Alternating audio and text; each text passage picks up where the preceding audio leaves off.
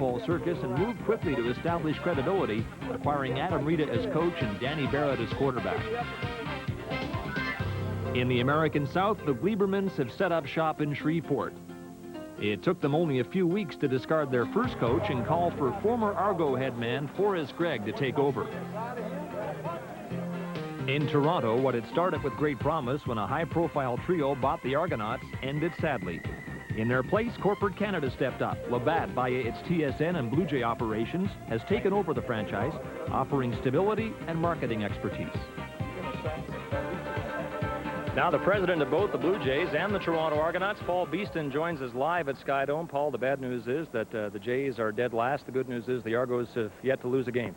That is good. We're 2-0, and we're looking forward to an exciting year. This is an exciting night for everybody in both organizations, but specifically the football organization, and it's going to be a lot of fun. 2-0 in the preseason, we should point out, but that alone was progress. Let me ask you this. The luster has been off the crown jewel of the CFL for the past couple of years.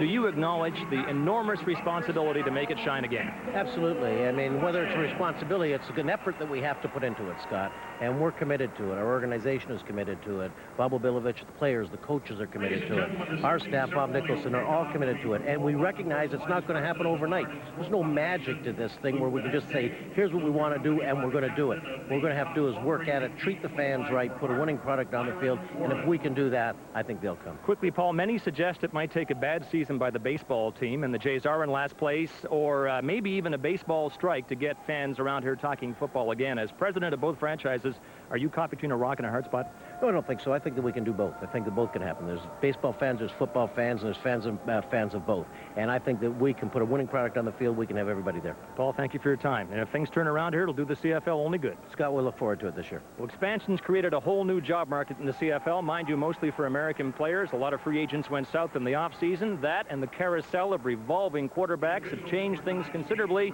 since we left you last November. This may be the last on-field image you recall. It marked the start of a long, cold winter in Canada, but the action was hot in the front offices of the CFL. Money makes the world of free agency go round, and there was some to be had in the offseason. Jeff Fairholm was the Argos' major signing. Toronto was delighted to land one of the CFL's best slot backs. Greg Battle, two-time CFL Defensive Player of the Year, opted out of Winnipeg for Las Vegas. He's a strong but silent leader. Saskatchewan also lost Gerald Bayless, who left for Baltimore. Bayless was the CFL's outstanding defensive player last year. Winnipeg lost Michael Richardson to Ottawa. He said the decision came down to money, and he earned some last night with 155 yards and an Ottawa win. When the yearly merry-go-round of quarterbacks stopped, Kent Austin had gone from Saskatchewan to Ottawa to BC. Danny Barrett, perhaps the CFL's most underrated quarterback, was part of the deal, going from BC to Ottawa. And Tom Burgess went from Ottawa to Saskatchewan for his second tour of duty with the Riders. Then some basic transactions. Las Vegas signed an ex-NFL head coach and a marquee player under a shroud of controversy. Toronto signed a record-setting quarterback out of Syracuse. Hamilton's putting its faith in a former first-round NFL draft selection. Shreveport has a head coach 15 years removed from the CFL. The coach who's never had a losing record leads the flagship expansion franchise that he's got a two-time CFL MVP with him to quarterback Baltimore.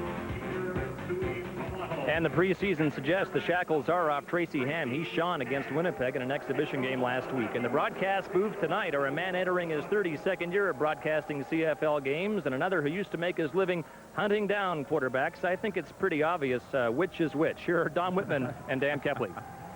Thank you, Scott. Hi, everybody. And for Dan and I, it's nice to be back with you for another CFL season. Dan, there are people asking the question, can an expansion team win the CFL East? I'm referring, of course, to Baltimore. And one of the reasons people are thinking that way is because they hired an experienced CFL coach in Don Matthews. Well, Jim Spiros went out and got the best available guy possible. That's Don Matthews. And Don Matthews lives by the philosophy that you're only as good as the people you surround yourself by. And he brought in some great assistant coaches and a name guy to run the offense, Joe Barnes, the old quarterback that I had to chase around a little bit. And he also brought in some name players with valuable CFL experience. Well, Don Matthews, his heart was in the defense. He believes that defense wins CFL games. O.J. Brigance and Gerald Bayless are two people that can anchor any defense, and they're for the Baltimore, and they have a very solid, fast team right now. Bob Obilovich is in his second tour of duty as head coach of the Argos, and he is convinced he'll improve upon 3-15 last year. Well, you can tell his defense only has 4 familiar faces to it, 8 newcomers. He went with some speed also on this new-look team that he has. And he has made changes offensively. He has added some speed. 2 outstanding receivers, Titus Dixon from Sacramento and Jeff Fairholm from the Saskatchewan Roughriders, both over 1,000 yards last year. The big thing right now is that if that offensive line will give Mike Kerrigan enough time to get the ball to these 2 quick guys, they can make a lot of things happen. A lot of changes in the CFL, and we look for a very exciting season as the Argos kick things off tonight here at Skydome. Scott? Okay, Don, and the countdown to kickoff continues. Players on the field anticipating this game more than most others they'll play this season. Now let's join the Skydome public address announcer, Bill Stirrup.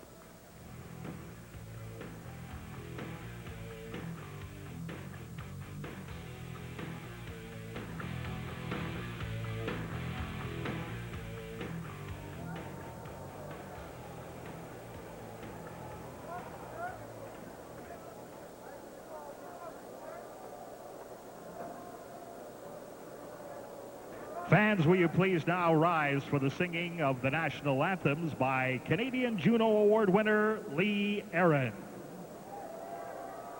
Oh, say, can you see by the dawn's early light how proudly we hailed at the twilight's last gleaming, whose broad stripes and bright stars through the perilous fight o'er the ramparts we watched were so gallantly streaming, and the rocket's red glare, the bombs bursting in air, gave proof through the night that our flag was still there. Oh, say, does that star-spangled banner yet wave o'er the land of the free and the home of the brave?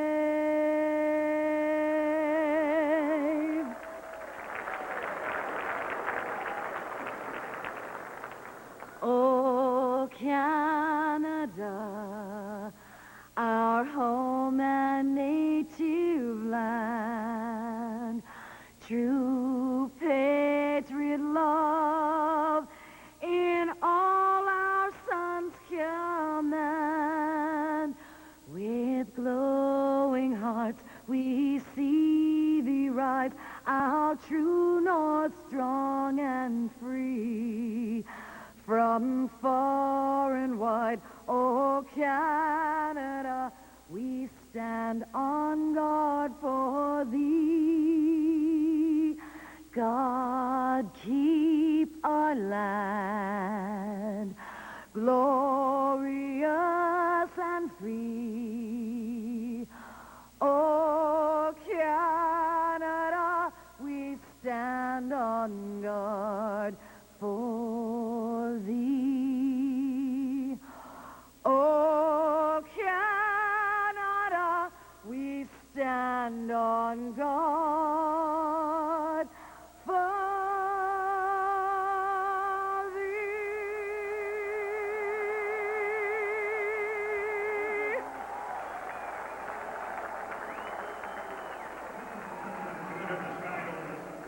Aaron performing the national anthems at Skydome tonight. Well, CFL experience is a common thread on the Baltimore coaching staff. Joe Barnes had 11 years as a CFL quarterback, led the Argos to the 1983 Grey Cup. He came off the bench in the second half and threw a last-minute touchdown pass to Cedric Minter to beat Don Matthews' BC Lions 18-17 and bring the championship to Toronto. So then I guess it figures that Joe Barnes should be quarterback coach for Don Matthews. Joe, welcome back to Toronto. Well, thank you. Glad to be here. Let me guess now, when you were dreaming of getting back into the CFL, when you were out of the game, you always thought that it would be with Baltimore, right? No, never thought I'd be south of the border in the CFL. Make any sense to you? Yes, it does. I think the CFL's done an excellent job marketing, and I think getting in the States and showing their product there is good. You never played at Skydome, but you were a big deal when you did play at C&E here in Toronto. How did it feel getting off the bus here yesterday? Well, I was excited to get back into Toronto, and this is quite a stadium here, and I'm very impressed, with the facilities here, and it's a great place for the Argos to call home. Okay, Joe, thanks for your time, and let's hope that your coaching career is as prolific as your playing career was. Well, I hope so. Thank Don? you. And Joe Barnes was talking about coming off the bench to earn MVP honors in that 1983 Grey Cup game when we spoke with him earlier. 26 degrees is the temperature. They have been uncertain as to whether to open or close the Skydome roof. It was open earlier, then closed, and they have opened it up again for tonight's inaugural football game at the Skydome. Mike Kerrigan will draw the starting quarterbacking assignment for the Argos. Last year, he was the backup to Tracy Ham. He came on in relief of Tracy Ham in the season opener. So Mike Kerrigan draws the starting assignment for the Argos. On the other side of the field, Tracy Ham is the starting quarterback for Baltimore, and he has been given a free hand to run the Baltimore offense by Coach Don Matthews. And I think, Dan, we're going to see the Tracy Ham that we saw establish records when he was with the Edmonton Eskimos. Absolutely. I think one thing right now, Tracy is confident in himself. He never lost his skills as a quarterback. He only lost his enthusiasm about the game last year. Don Matthews was able to rekindle that enthusiasm, put him in a position that sheds the best light on him to run the offense the way that he can, and he will do a great job of it tonight. And one of the key things about Tracy Ham is that he understands the CFL. He knows that you have to move people around. He knows you have to throw the ball. He was talking about the Shreveport loss last night to Ottawa, and he was saying he couldn't believe that Shreveport did not throw the ball more, because he said in the CFL, to be successful, you have to put it in the air. Well, it's going to be a long road to hoe at some point if you only can complete one pass in a game, and it takes you to the middle of the third quarter to do that. Tracy knows that for a fact. This is a throwing league. As he says, you don't run the ball to set up the throw. You throw the ball to set up the run.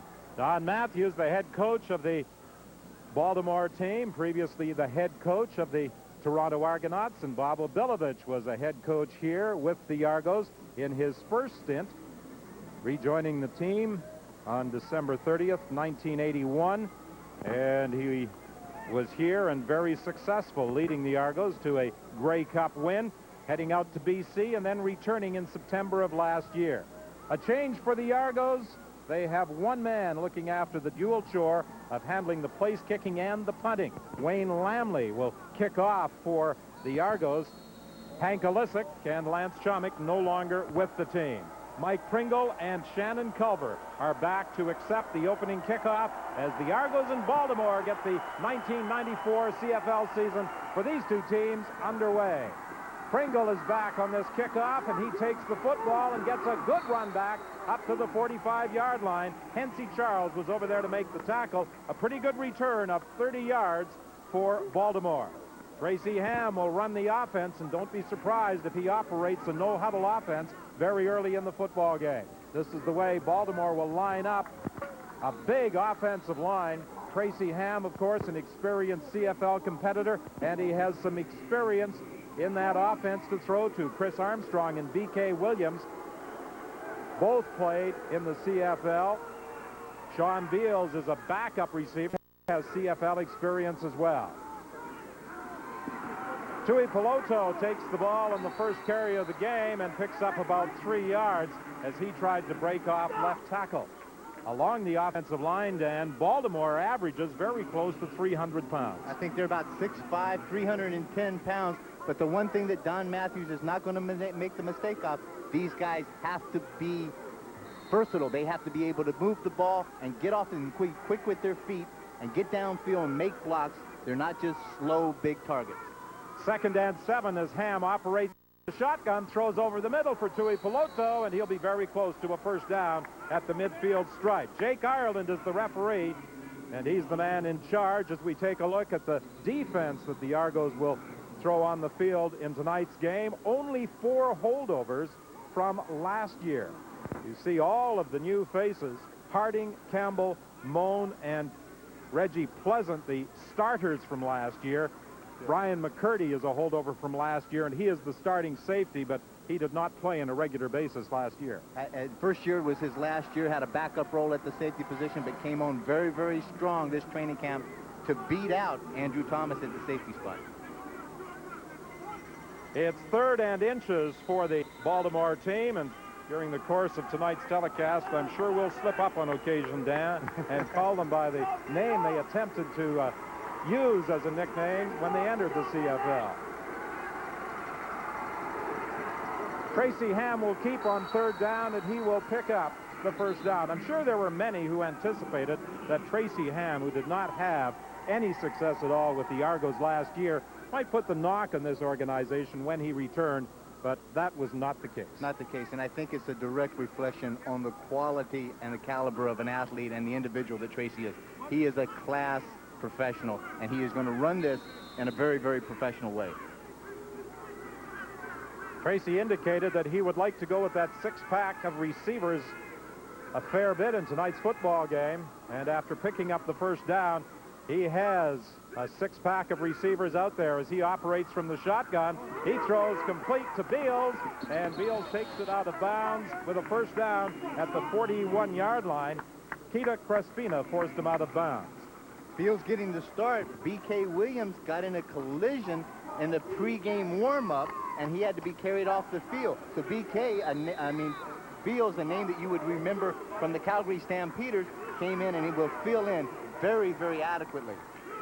His best year, 64 receptions with the Calgary Stampeders. Tracy Ham being pressured on the sidelines, throwing deep. He was looking for Beals, and Brian McCurdy may have jumped just a little soon in trying to go up for the interception. Tracy Abed just threw that ball up for grabs and was very lucky it wasn't picked off. Crespina had Beals covered all the way down the sidelines, and the safety, Brian McCurdy, who came over trying to help out, jumped up, and as I said earlier, may have jumped just a little too soon. 2nd and 10, the ball between the 41 and the 42 of the Argos. Again, 6 receivers. Ham is taking plenty of time as he checked off, calling an audible, throwing deep, intended for Washington, incomplete. And Washington was being covered by the left corner, Eddie Thomas. One of the things that you noticed in going to the Baltimore training camp this year was team speed, and that's something that Tracy talked about when we met with him before the game. Speed in every position, particularly the inside slots and the wideouts. Tracy waited long enough in there. He's trying to call the audible because he saw McCurdy, the safety, poaching up, and he wanted to get Washington on the post behind him. He just overthrew the pass.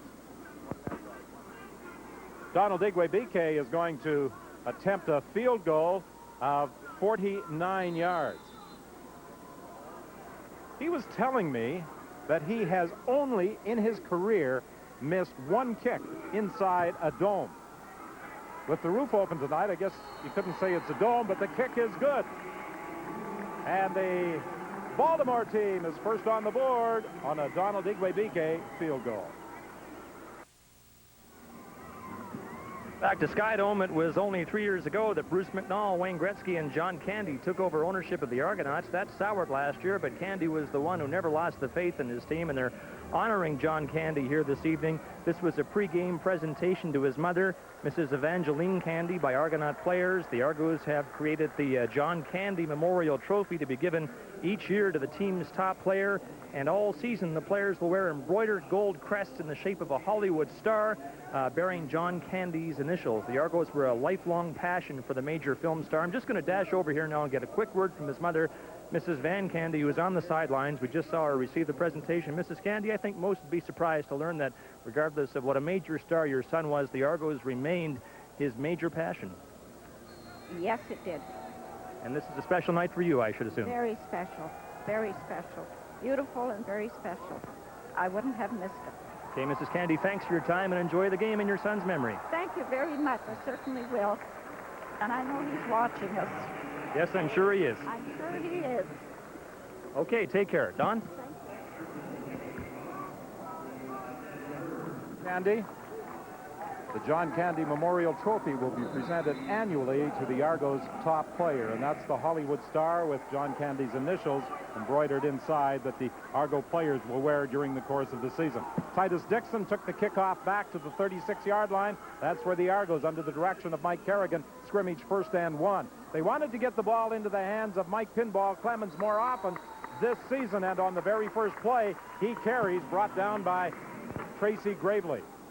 This is the way the Argos line up offensively. They're very happy with their offensive line. A huge improvement there, according to Coach Bob Obilovich, and the addition of Dixon and Fairholm provides the Argos with 3 1,000-yard receivers. So they have some scoring potential, and Mike Kerrigan has the ability to put the ball in the air and find his receivers. And he'll probably throw on 2nd down. No, he gives to Clemens, and Clemens has the ability to make people miss. Don Matthews was talking yesterday about Michael Clemens. He said, I don't think there can be a more exciting player anywhere in the CFL than Mike Pinball Clemens.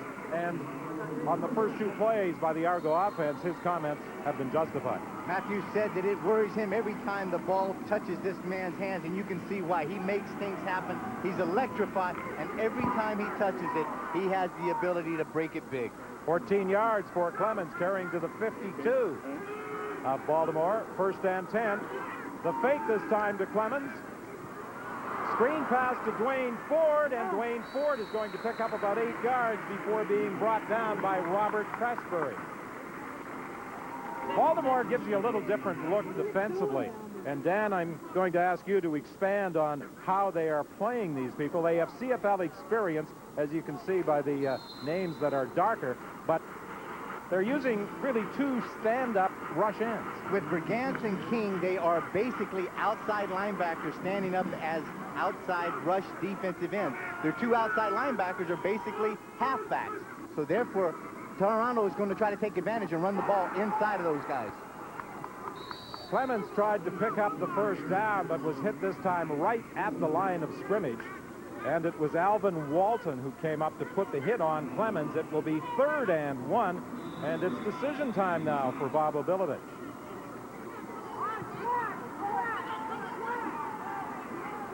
And it appears that there's not going to be any decision for OB as he sends out his field goal unit.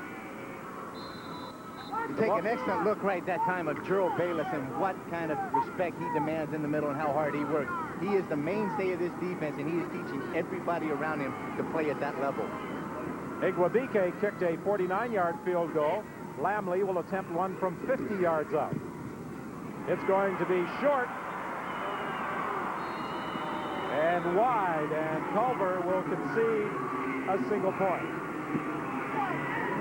So a 50-yard single provides the Argos with their first point of the 1994 season.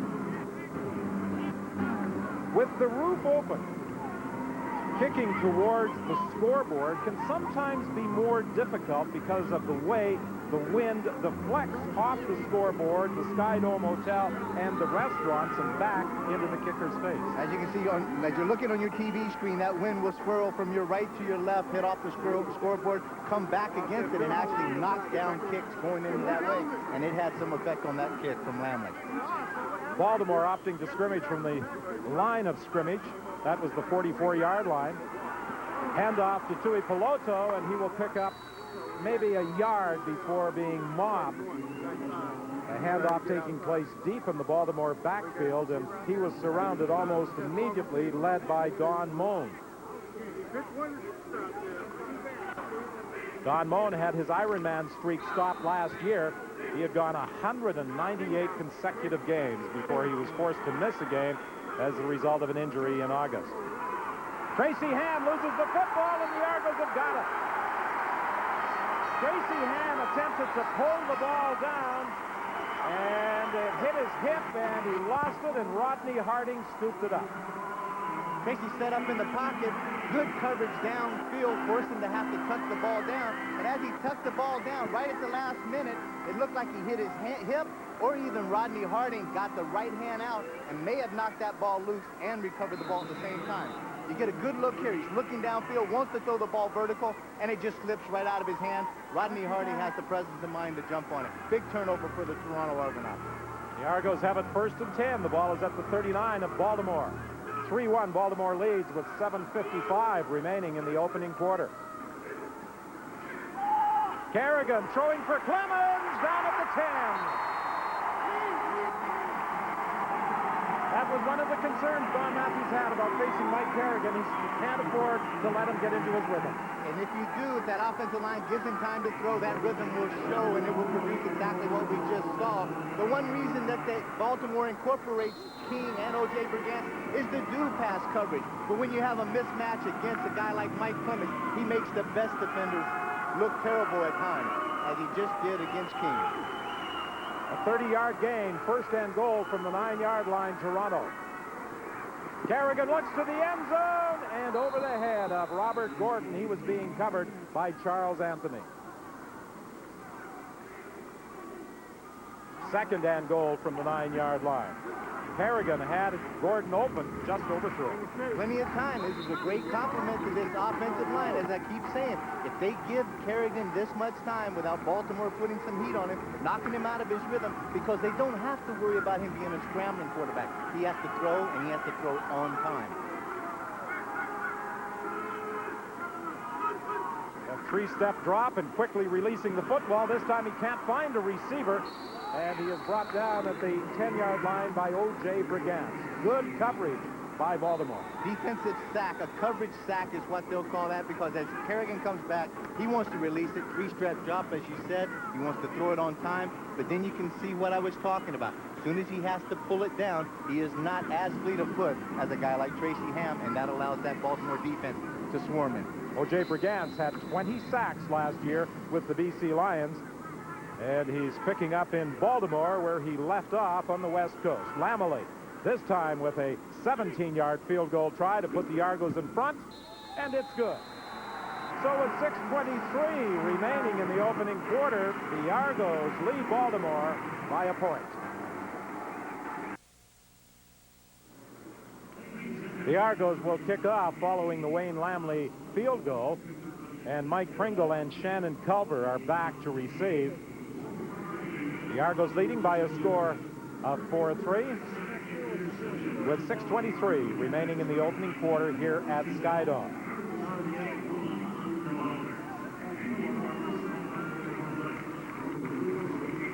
Scott Spurgeon is the man in charge of special teams for the Argos, and he was saying that Lamely has excelled this year through 2 preseason games in placing the ball, not only on kickoffs, but also with his punting. Well, you have to feel that when he can displace 2 great all-stars like Hank Illicek and Lance Chalmers can take over the one job, they have to have tremendous confidence in his ability. He's going to try and drop it in the hole. Pringle will take it. Pringle looking for some blocking help, and Pringle does a good job of bringing the ball all the way up to the 49-yard line before being stopped by Hensey Charles. That was a 36-yard runback. And special teams is an area where the Baltimore team excelled in the preseason. Tremendous coverage here. You're going to see this is what's going to make the special teams work. Guys that work hard, that get in their block, they stay on top of this thing, and they put themselves right into the ground when they drive those blocks down. That's going to allow guys like Mike Pringle to hit the holes and make big plays happen. 1st and 10 Baltimore, the Baltimore team at the 49. Tracy Ham looking for the quick out. There's a penalty flag on the play. It was intended for Sheldon Canley, but it was a procedure ball against Baltimore. Jake Ireland will explain it for us. Procedure, Baltimore number 81, decline, 2nd down. Receiver Chris Armstrong, who played with Edmonton and was actually in the Las Vegas camp this year when he called Don Matthews asking if there was any possibility of him hooking on with Baltimore, was guilty of the procedure call.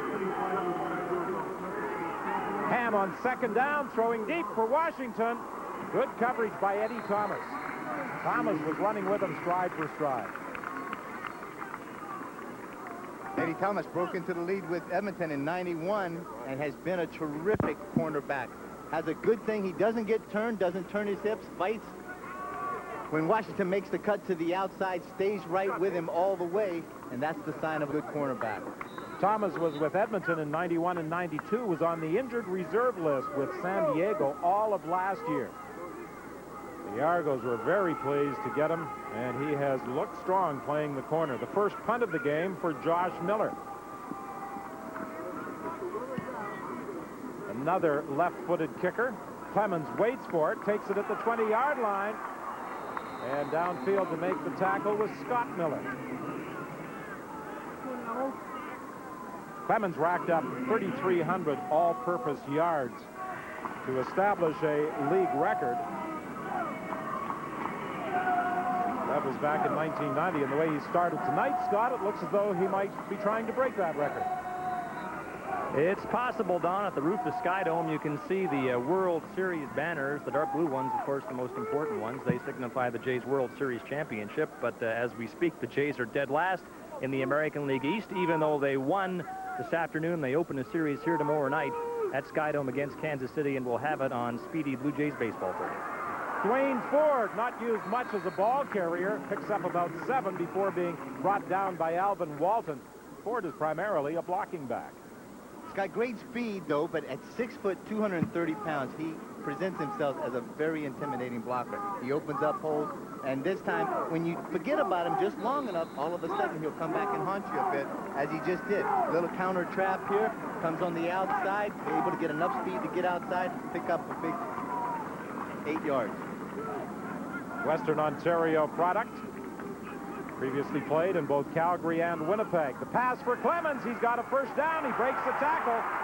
And he takes it out of bounds at the 48-yard line. Forced out there by Ernest Fields, the middle linebacker. Michael said he actually shed about 10 pounds. At 180 pounds prior to that, he got down to 170. He said he feels much quicker, much faster, and stronger. And you can see a part of that. When as a defensive player, you have to come up, break down, wrap your arms up around him. You cannot arm tackle this man or he'll run right through it. First and 10. The ball is at the 47 of the Argos. Kerrigan throwing to Jeff Fairholm, his first catch of the evening, and he has the first down inside the 40. But Kerrigan Fairholm, I should say, went down when hit after a gain of 23, and he remains down. It looks as though he took a shot in the back. Fairholm has had some great moments here at Sky Dome. His most impressive performance was when he racked up 244 yards wearing a Saskatchewan Rough Rider uniform 2 years ago on just 6 receptions. Great addition for this Toronto receiving corps in a sense that he demands so much respect inside. It creates a lot of one-on-one situations for everybody else across the board. One of the surest hand receivers in this league, 1,391 yards last year for the Saskatchewan Rough Riders. Michael Brooks tripped him up, and as he went down, it appeared as though he got a helmet in the back from Alvin Walton.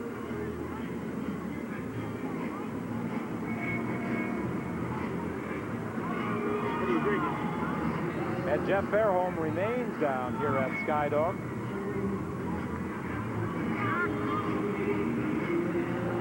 Jerry Townsend, the athletic therapist, is out there to take care of Jeff Fairholm. But the good thing is that Fairholm is able to get up and walk off the field. Jeff Fairholm is one of those kind of receivers that if you're going to categorize him, you give him one of those linebacker mentalities. He is tough, and he will be able to go over there and shake that off, hopefully, and come back. If it's not, it won't be because of lack of effort or trying on his part. I don't think he's got linebacker mentality. He's not half crazy. Well, yeah, he's a lot smarter. He's a lot smarter than most linebackers. First down. At least the ones in this booth.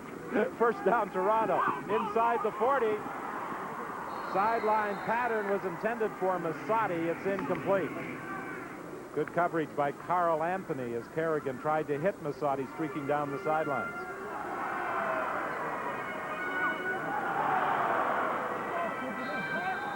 Fairholm being treated at the Argo bench.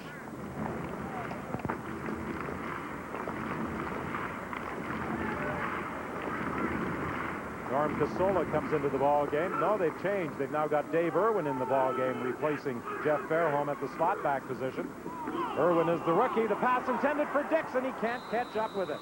Dixon has blazing speed, and he was able to maneuver in behind Irvin Smith. As a matter of fact, Titus Dixon has been clocked at 4.31, and they say that maybe only the Rocket has ever moved faster on a football field in Canada. Well, the one thing that he possesses, as I said, is blazing speed. He comes off, it's just a pure streak pattern. It lines up and says, man against man, I'm faster than you. He had him by 3 steps right there. Just a bad throw by Kerrigan. The touchdown pass was there. A 46.5-yard field goal try by Wayne Lamely. It's wide. Culver in the end zone is going to run it out. He gets a couple of blocks and finds some room, spins away. Excellent move by Culver, bringing it out of the end zone, finally forced out of bounds by Pierre Vercheval, but not before he got it all the way down to the Toronto 35-yard line. 2:19 remains in the quarter.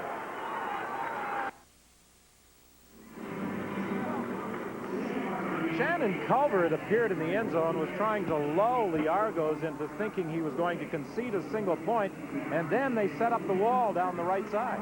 You don't think that he's going to come out of it, and then all of a sudden, as you said, the wall set up, and Skinny is his nickname, and he had to get thin to get through a few of those holes there, and then he showed some speed getting down the sideline, but a great effort coming from the right-hand side of your screen by a big offensive lineman in Pierre Vercheval to close that down and stop it for not making a touchdown. He was the leading receiver for 2 years at Oklahoma State, and they'll use him in a receiving capacity in Baltimore, but he is also working for Don Matthews on the special teams. And a 90-yard missed field goal return brings the ball back to the Toronto 35-yard line, where the Argos the Baltimore team under the direction of Tracy Ham scrimmage 1st and 10.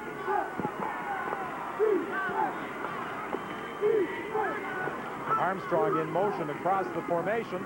Handoff inside to Tui Peloto, and he'll pick up about 3 yards. Not much more. 2 minutes remaining in the quarter. Scott?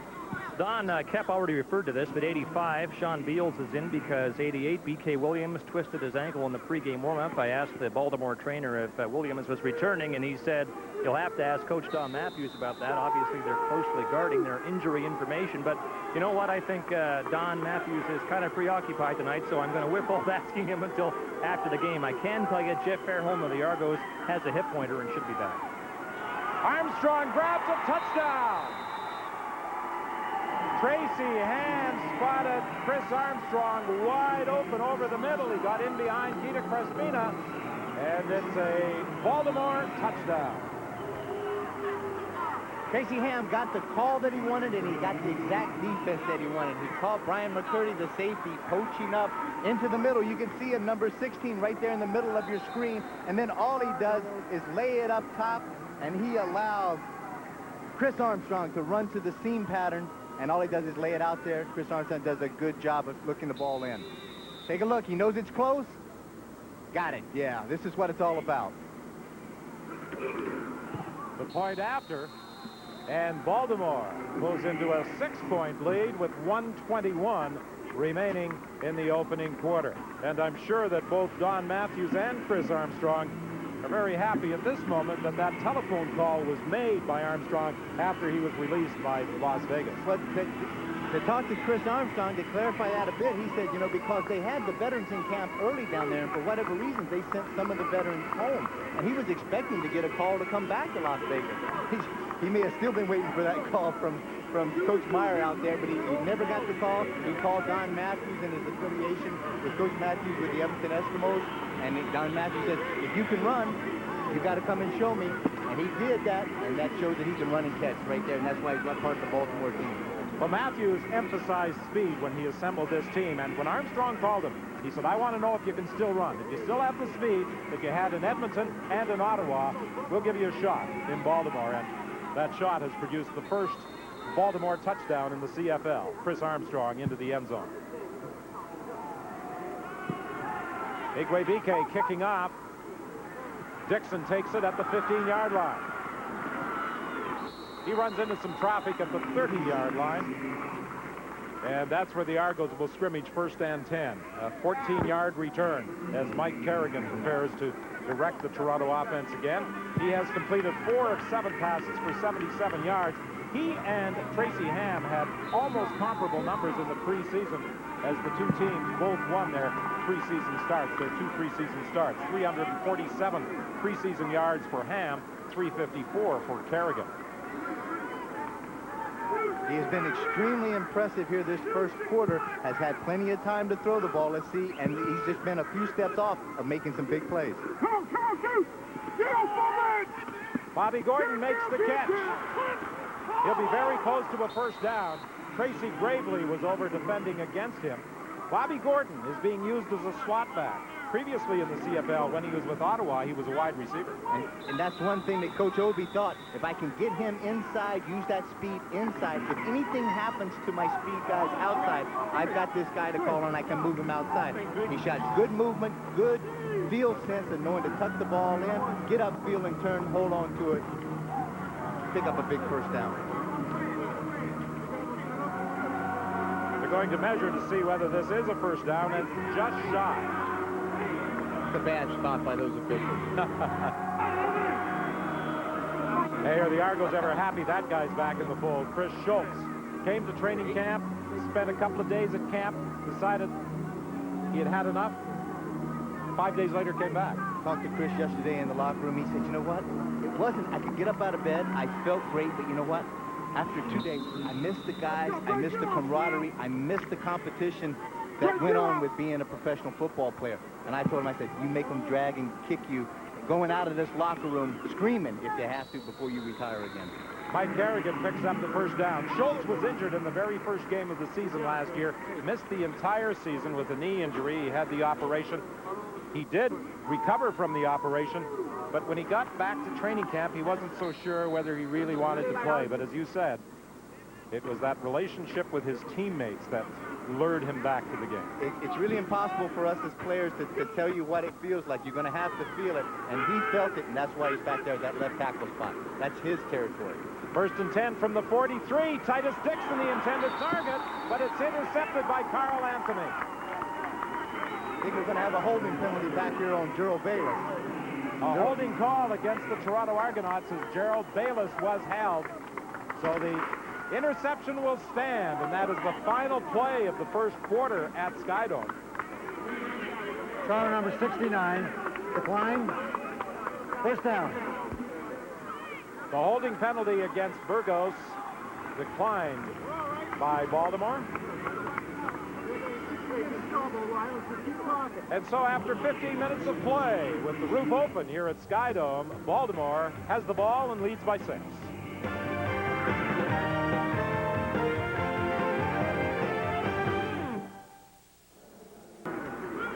11 players with CFL experience are wearing Baltimore uniforms. Carl Anthony is one of them.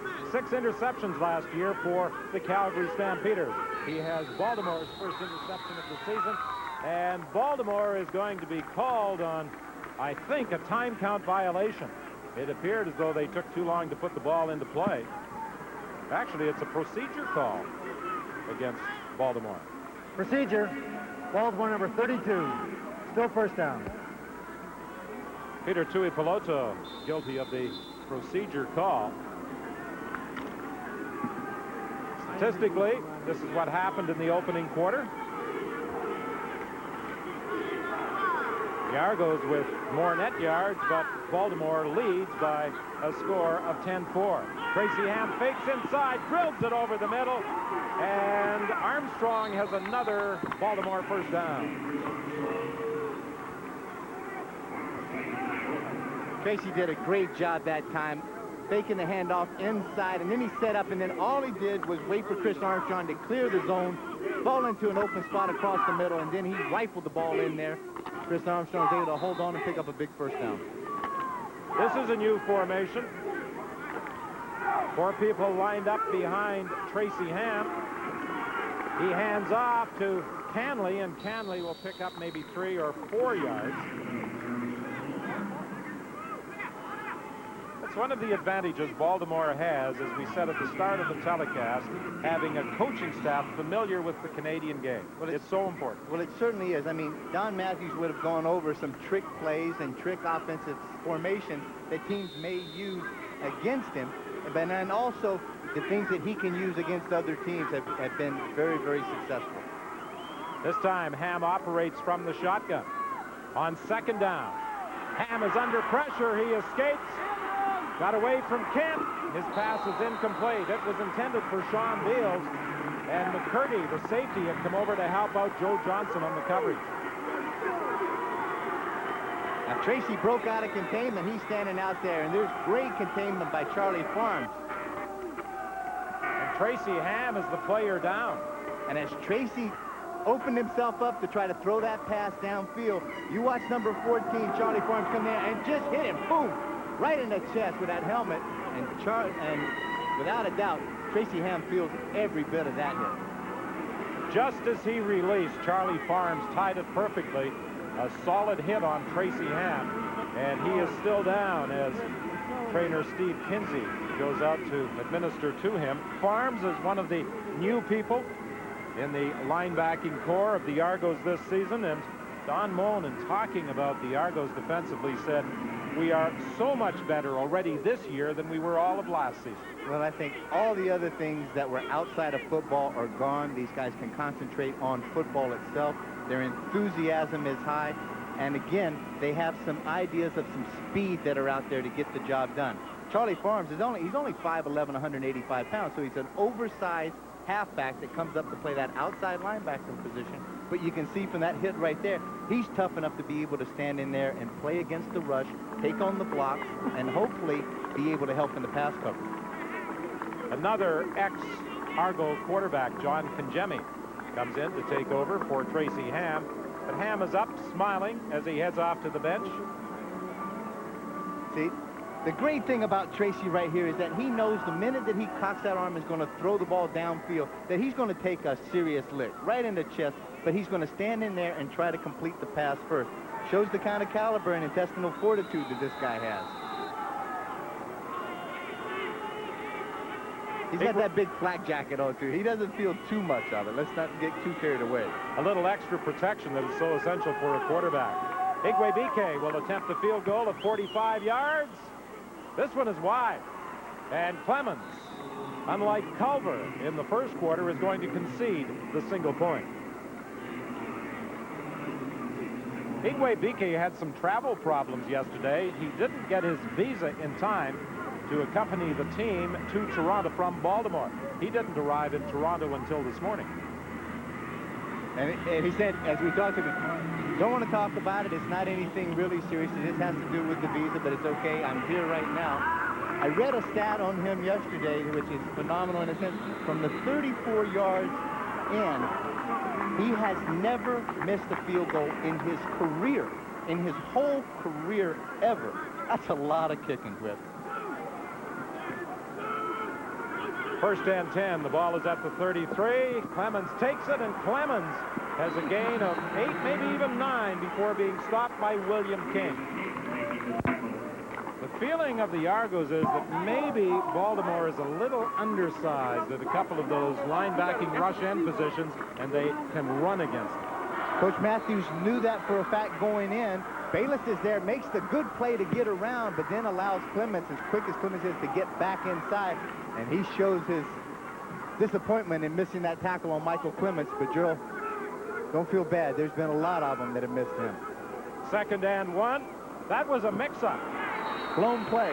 That was a mix-up. Kerrigan was looking for someone to give it to. There's a penalty flag in the play, and there was nobody there. I think he and Dwayne Ford may have crossed signals. But it was a holding call at any rate against the Argos, so whatever they would have picked up would have been wiped out by the infraction. Take a look at it. Kerrigan thinking he's just going to come out.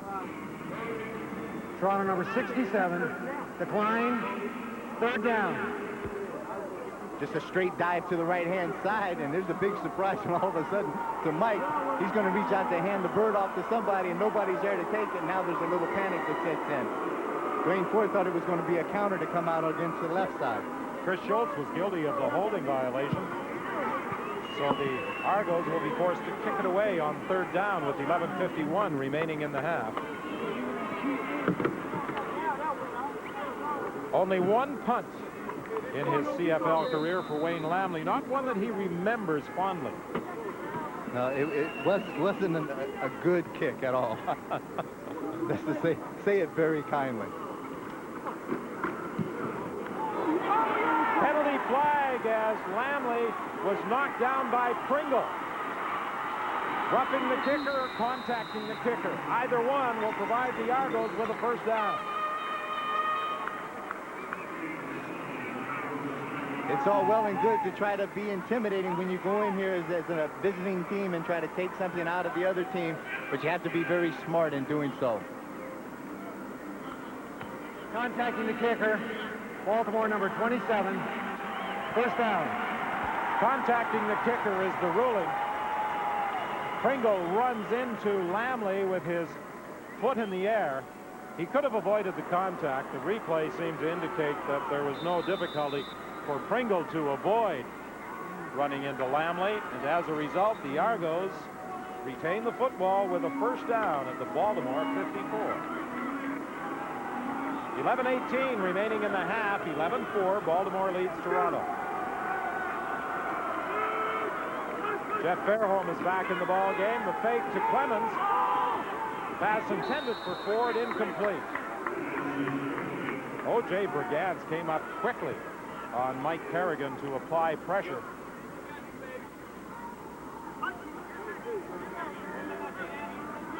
O.J. Brigance does a great job just picking up exactly where he left off last year with the BC Lions. Rushing hard from the outside, getting good, putting the quarterback down on the ground and forcing Kerrigan to have to throw that ball wide. O.J. spent 3 years with the BC Lions, as I mentioned earlier, 20 sacks last year. Kerrigan with good protection, throwing over the middle, but it's intercepted. Brooks intercepts. The pass was intended for Irwin, and Kerrigan is intercepted for the second time tonight.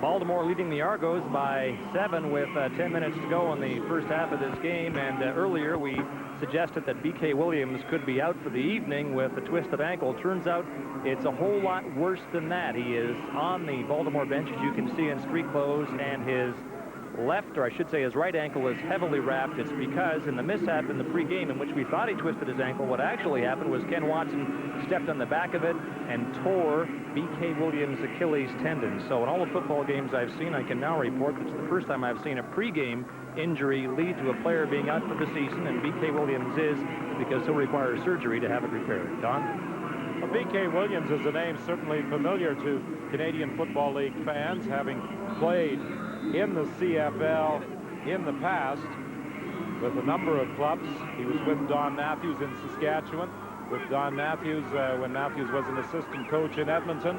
He has been with Matthews in BC. He was with Matthews in Orlando when Matthews was in the World League of American Football. Sheldon Canley, the ball carrier, who picks up just a couple of yards before being brought down by Don Moan. Kerrigan's looking, he's trying to look the safety off. This is the interception. Then he comes back, and he thinks that the safety is completely out of the picture. But all of a sudden, Michael Brooks is going to have nothing to do with it. He's just playing center field, goes up, makes an easy pick. 2nd and 8 for Baltimore. The ball is at the 33. Ham operating from the shotgun. He dumps it off. And Tuipulotu fumbles the football. The Argos claim they've got it.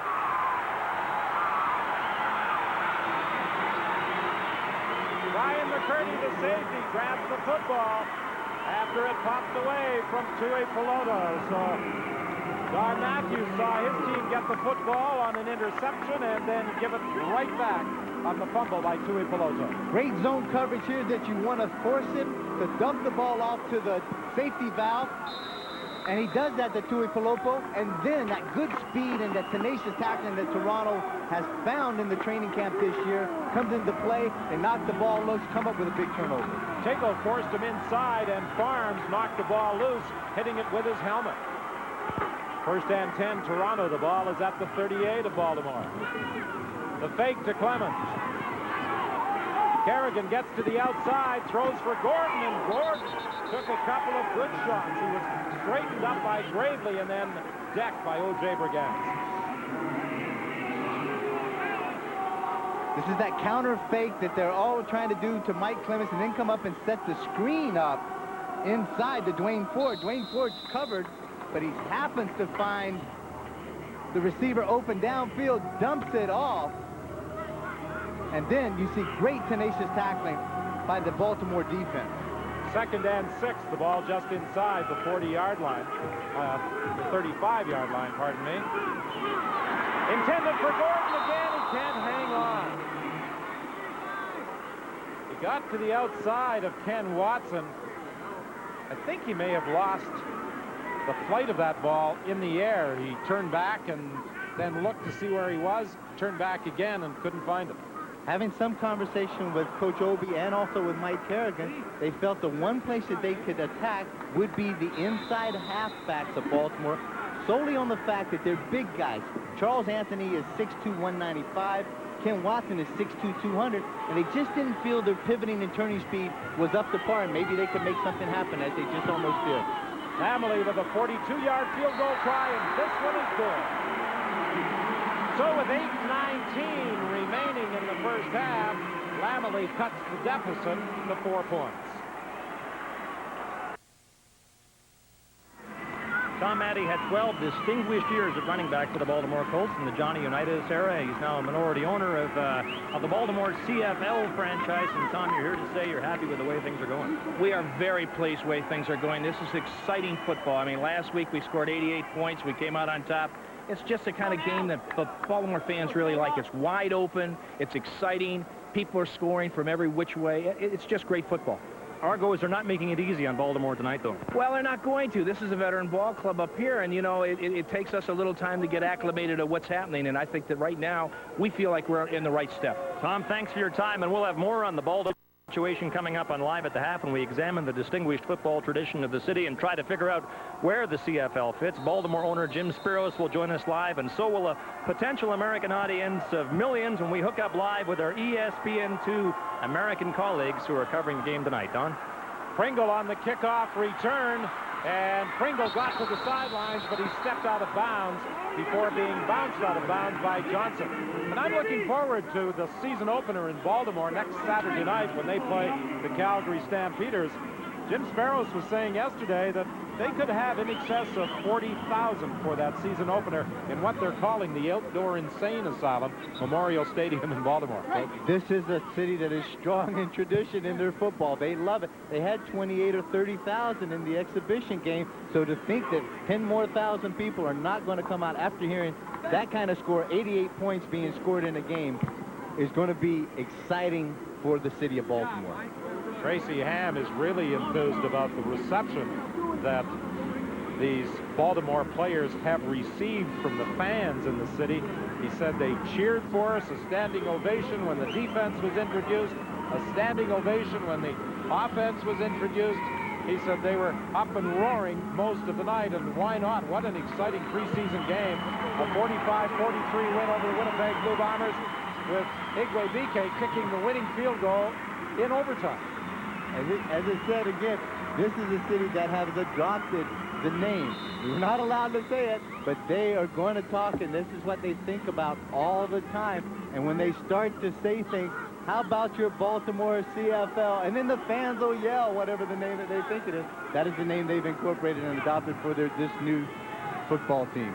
Hensey Charles into the ball game, replacing the injured Joe Johnson. Tracy Ham is under pressure early, but manages to complete the pass to Chris Armstrong, and that will produce a gain of about 6, maybe even 7 yards. I've been very impressed so far with the defense of Toronto. They've gotten quick pushes up the field, forced Tracy to have to release the ball very quickly. A quick hitch out here to Chris Armstrong, but then watch the reaction here. Bang, bang, bang. There's 4 or 5 guys all around reacting to that ball in pursuit. A first down for Baltimore. Sheldon Canley, the ball carrier, takes it up to the 42-yard line.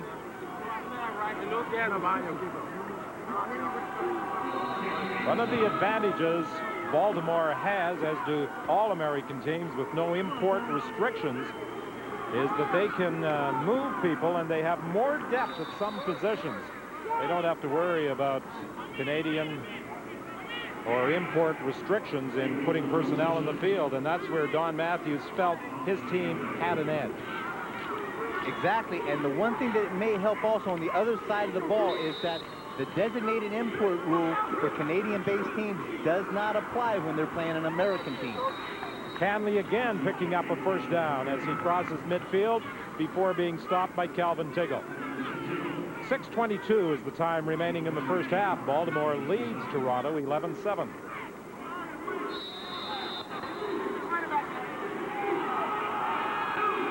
Ham operating from that hurry-up offense. He's going to throw deep down the sidelines.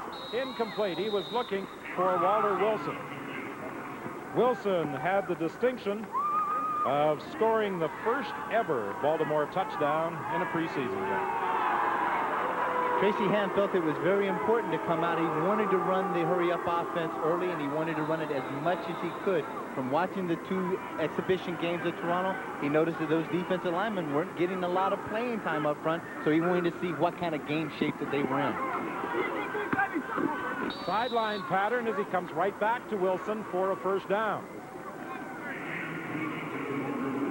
Peter Crespina forced Wilson out of bounds. It may be close enough for a measurement. No, the signal from referee Jake Ireland indicates a first down Baltimore. He went over to take a look before giving us the signal. And Baltimore is on the move under the hurry-up offense being directed by Tracy Ham. 1st and 10 from the 43-yard line. Wide open over the middle is Chris Armstrong. He's got 2 touchdowns tonight. A 43-yard touchdown for Chris Armstrong as Tracy Ham found him wide open over the middle. Those 2 hooked up a few times in Edmonton. They had a good match in a marriage going back a few years ago, and it's been reunited here. And it is working to a fine shine right now for Tracy Ham and Chris Armstrong. 4 receptions for Chris Armstrong for 100 yards and 2 touchdowns. 17-7 with 5:35 remaining in the half. Igwe Bike looking for the point after, and he's got it.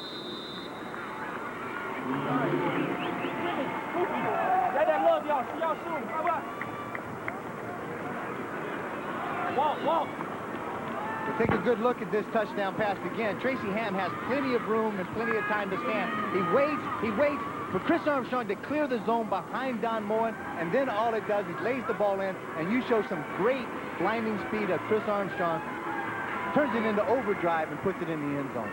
Well, if Don Matthews had any doubts about whether or not Chris Armstrong could still run, he has proven that he has that leg speed in tonight's opener against Toronto.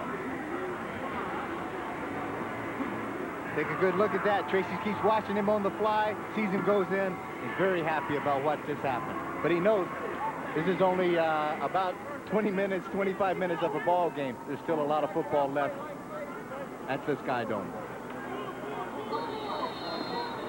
It's not a bad average. 2 touchdowns for 4 catches. Let's see now. If you project that over the course of the season, we'll leave those mathematics alone. Bobby Gordon on the kickoff return for Toronto, and he gets it back to the 34-yard line, and that's where Toronto will scrimmage 1st and 10 when we return.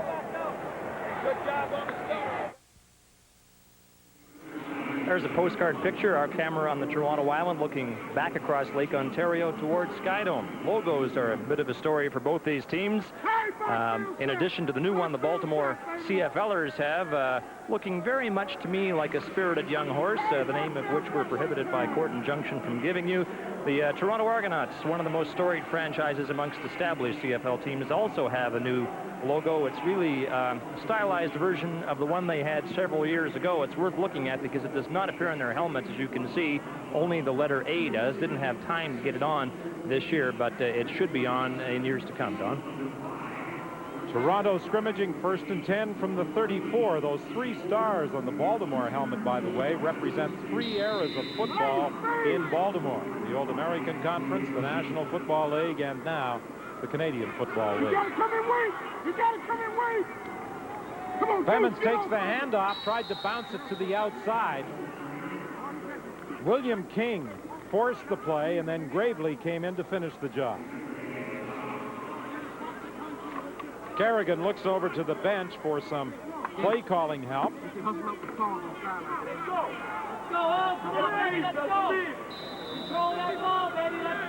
Reggie Slack, who many thought would be the Argos starting quarterback this year, was injured in training camp. He was wearing the yellow shirt. You saw him standing behind head coach Bob Abilovich.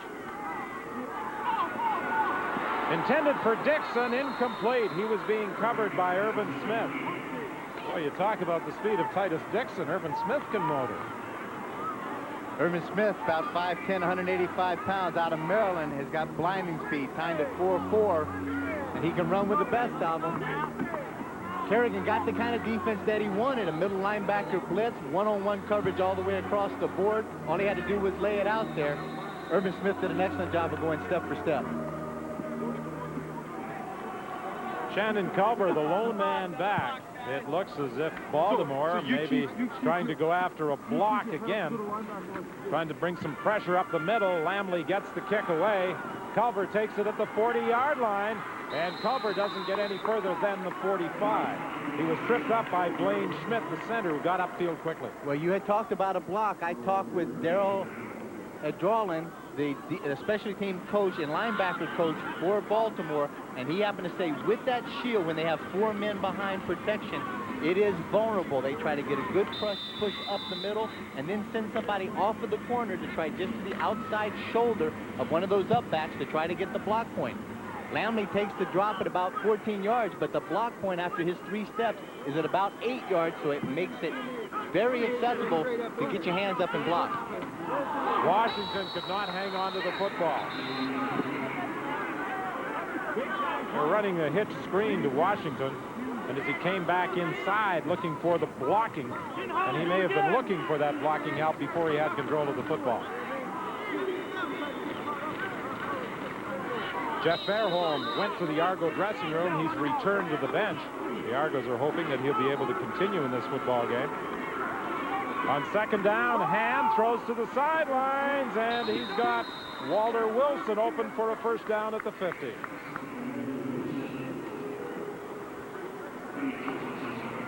Walter Wilson does an excellent job of turning around Eddie Thomas.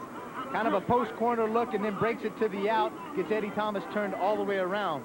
Walter Wilson from my alma mater, East Carolina University, the all-time leading receiver out of that university.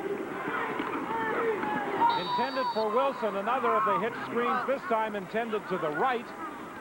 Come on, He's buddy. from your alma mater. Come on, buddy. I just said some good things about... No, I don't think I know the guy. Don't think I ever met him. Was that T... Oh, it's a misprint on me. It's TCU. So, I have to admit, he is from East Carolina, so he's going to have to concentrate a little bit more to stay in this league. 3:05 remaining in the half. 2nd and 10. Ham again from the shotgun, getting good protection. Dumps it off to the sidelines. That guy from East Carolina was the target again. 18-7. Baltimore leads Toronto with just under 3 minutes remaining in the half.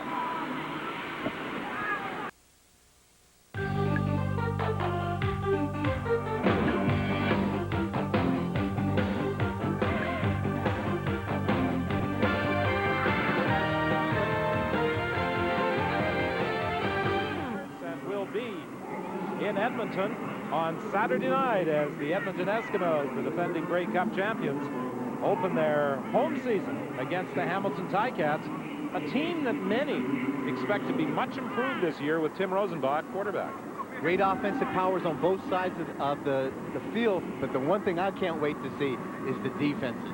Hamilton is going to have a defense that will be as tough as you have seen in a long time. And Edmonton has already set their reputation and their precedent, so it's up to them to live up to it as Grey Cup champions. You're saying that Hamilton defense will get after some people, are you? They'll chase you and hurt you. Miller angles it towards the sidelines, and it will bounce out of bounds at the 2-yard line. Boy, that's control. That's what you want your kicker to do, and Josh Miller has reason to smile. A 48-yard punt for the left-footed kicker, and he put it out at the 2. Josh Miller, nicknamed the Duke. He just hit a bullseye right there with that kick.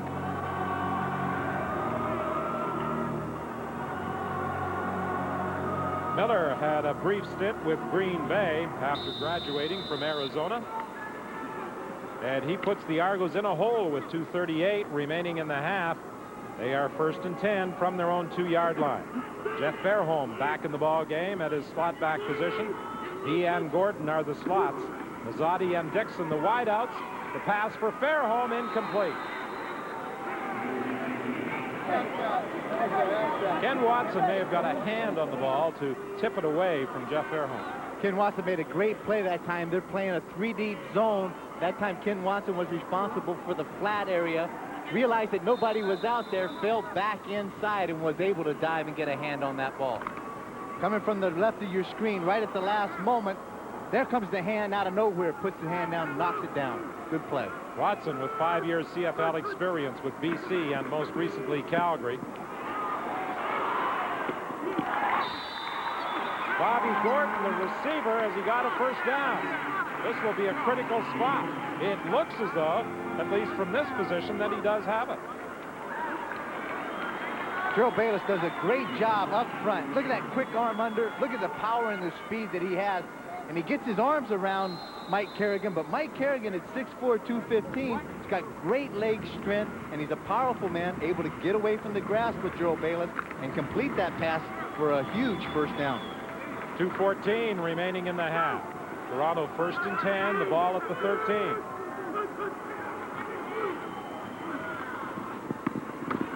Clemens takes the pass, and Walton takes him out of bounds.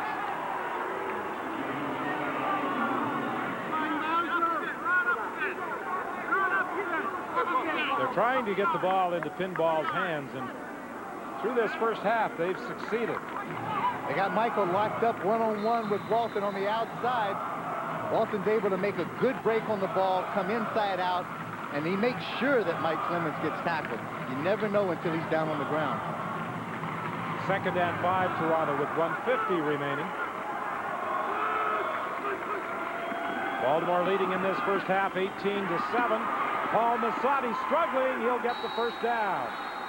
Up to the 24, maybe even the 25-yard line. Up down by Irvin Smith. But you talked about watching Baltimore at training camp and their team speed. They've got guys going after the football in a nasty frame of mind. They have everybody out there that has serious attitudes about playing. Coach Obi had to be extremely excited about getting Paul Mazzotti back this year and healthy, because he really does add to this offense. 1st and 10. Sideline pattern. Mazzotti with a good move. First down to the 52 of Baltimore. Paul Mazzotti just makes a couple of great moves after catching the ball. And Irvin Smith does the unthinkable. He gets inside. Once he gets inside, that allows Paul Mazzotti, with that quick speed of his, to get outside, makes a break, wraps the ball up, and picks up another big first down. The first draft pick in 1988 by the Argos. He missed a good portion of last season with an injury.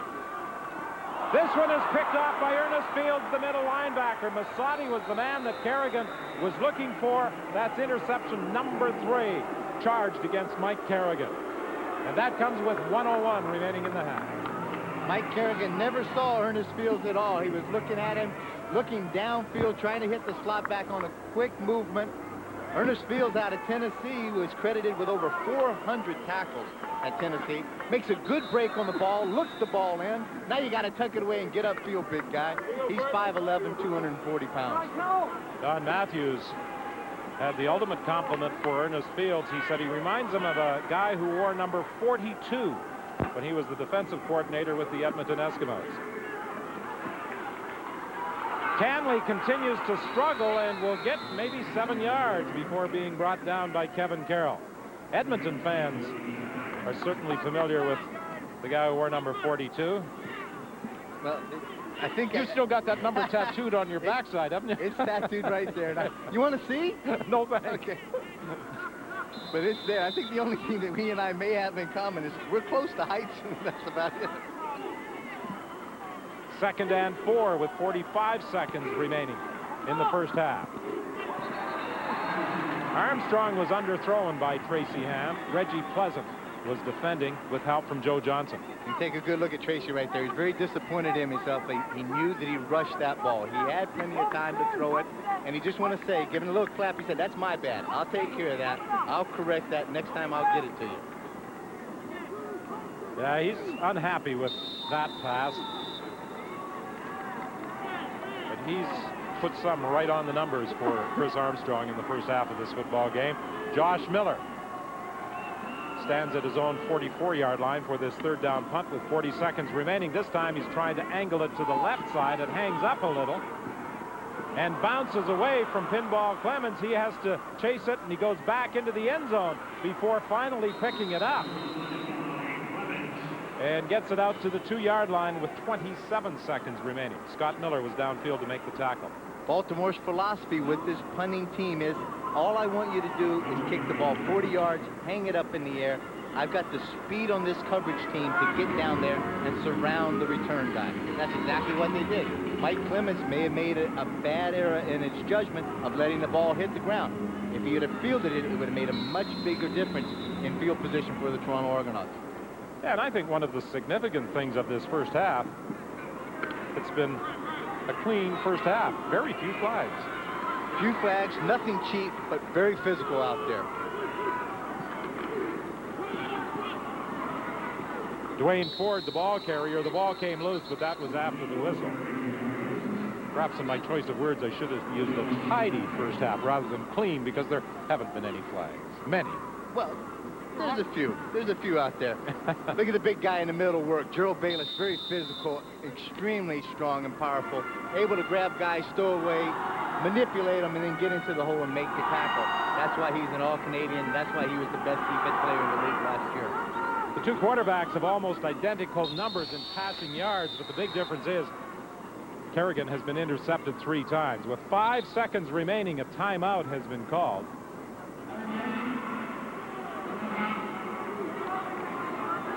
(18-7), Baltimore leads Toronto as Mike Kerrigan goes over the bench. Live at the half will feature the Baltimore story, and it has been a most interesting story down in Baltimore, and we'll join our cohorts from ESPN2 to talk about the first half of this football game.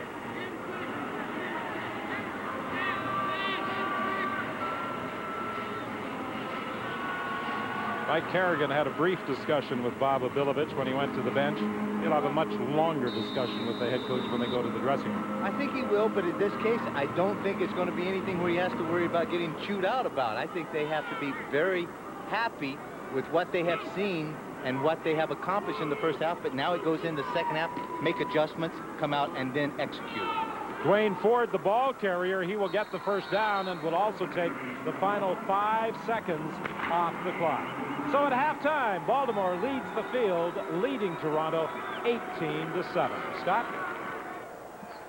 Well, Don Matthews said yesterday Baltimore wouldn't use expansion as an alibi, and his team didn't need one. Coming up on Live at the Half, the definitive Baltimore story. Baltimore CFLers lead by 11.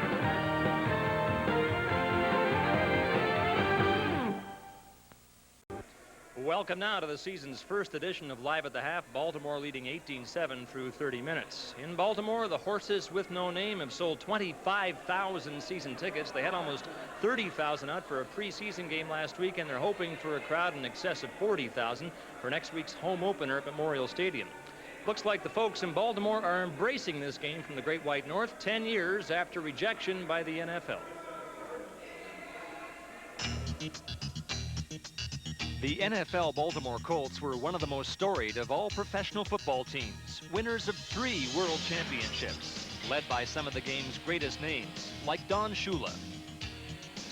Colts fans were considered by many to be the most loyal in any sport, even in 1969 when Joe Namath delivered on his promise. In 1971, Jim O'Brien kicked the winning field goal for Baltimore in the Super Bowl. But the core of the Baltimore legend is quarterback Johnny Unitas, perhaps the first true superstar quarterback in the modern-day NFL.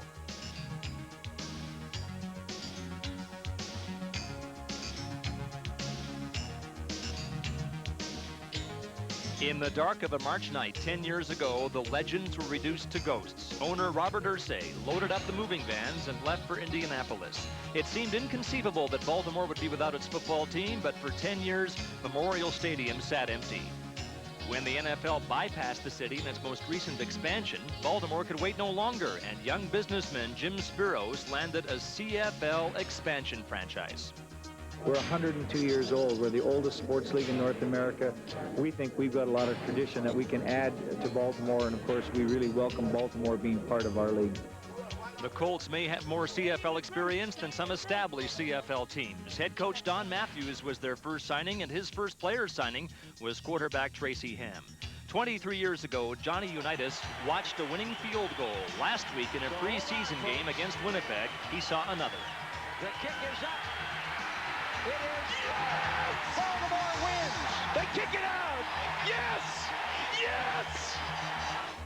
And here is Jim Spiros, the man who landed a CFL franchise for Baltimore 5 months ago. Jim, it's not fair to suggest, obviously, the CFL is going to make people in Baltimore forget the city's NFL history, but can this team be taken just as seriously as were the NFL Colts? Absolutely. Baltimore's a football town, and they've embraced us in the last 4.5 months that we've been there, and the whole town's excited about us being in town playing football. What is the status of your court battle to retain the name Colts? You were hoping for a positive decision this afternoon, I understand. Didn't get it. No, we asked it for the injunction to be lifted. That didn't happen, so we'll be in court on August 3rd. And the venue, I feel, should be in the state of Maryland. But we're going to fight for the name because we feel the name Baltimore CFL Colts belong in Baltimore. Has the court injunction, in a way, galvanized the fans? Well, you know, it's a slap in the face. I mean, this town has been without football for 10 years. And football's back. We don't feel the NFL should be taking our name. Okay, Jim, thanks for your time. Best of luck in the rest of this game and throughout the season. Thank you, Scott. Jim Spiros, Baltimore Colts lead Toronto 18-7 at halftime. Stay with us. Live at the Half will return to Skydome in Toronto on a glorious night in just a moment. On the right and on the left, ESPN2's. ESPN2 is also known as the Deuce for those who are hip, and I think it's pretty clear I am. What's the matter? Discuss that. Let's discuss Welcome that. back to Skydome, everybody. I'm Scott Oak, host of the CFL on CBC. That information for those of you who are joining us via ESPN2, our potential audience in North America up to millions now. This game being covered by both networks. James Curry, our analyst, is getting some extra work tonight with ESPN2, serving as theirs. Gus Johnson calling the play-by-play, and on my right, Dom Whitman, a veteran play-by-play announcer in this country. In his 32nd year of broadcasting CFL games and working as our analyst, former feared linebacker Dan Kepley had a distinguished career with the Edmonton Eskimos. Gus, first to you. It's your first time calling a CFL game. What do you think? Well, first of all, I just love the excitement, and I love all of the different action. I grew up in Detroit and had a chance to watch CFL football on Channel 9 in Windsor, and I remember the names, the Winnipeg Blue Bombers and the Stampeders and things like that. It's fun just to be here and to be involved. You know where Regina is? No, actually, I don't. They were teasing me about that earlier today. Hey, wait till he has to go there late in November. You know, James, one thing I've noticed in my incisive mind is that the dress code at ESPN2 is a whole lot more relaxed than ours at CBC. And I'll tell you one thing, to wear that kind of shirt on network TV, you got to have it. And James, you got it. Well, you know, it's quite comfortable. You know, be able to come out in nice silk shirts. Scott, you should buy yourself one of them. I'm not going to take this too far, but you're the envy of all of us. Carry on. Well, the game has been quite exciting in the first half. Baltimore has made a great showing showing of themselves for the first CFL game, and I think everybody's been impressed that have been watching down south with this. Kev, you played for the Edmonton Eskimos during their dynasty years, late 70s, early 80s. I think if anybody had ever said to you then there would be teams in this league in Baltimore, Sacramento, Vegas, wherever else, you'd have thought their medication would have to be changed. I would have probably gone and take some of that medication that they were on. But at this point, I would never thought that the CFL had expanded down to the south.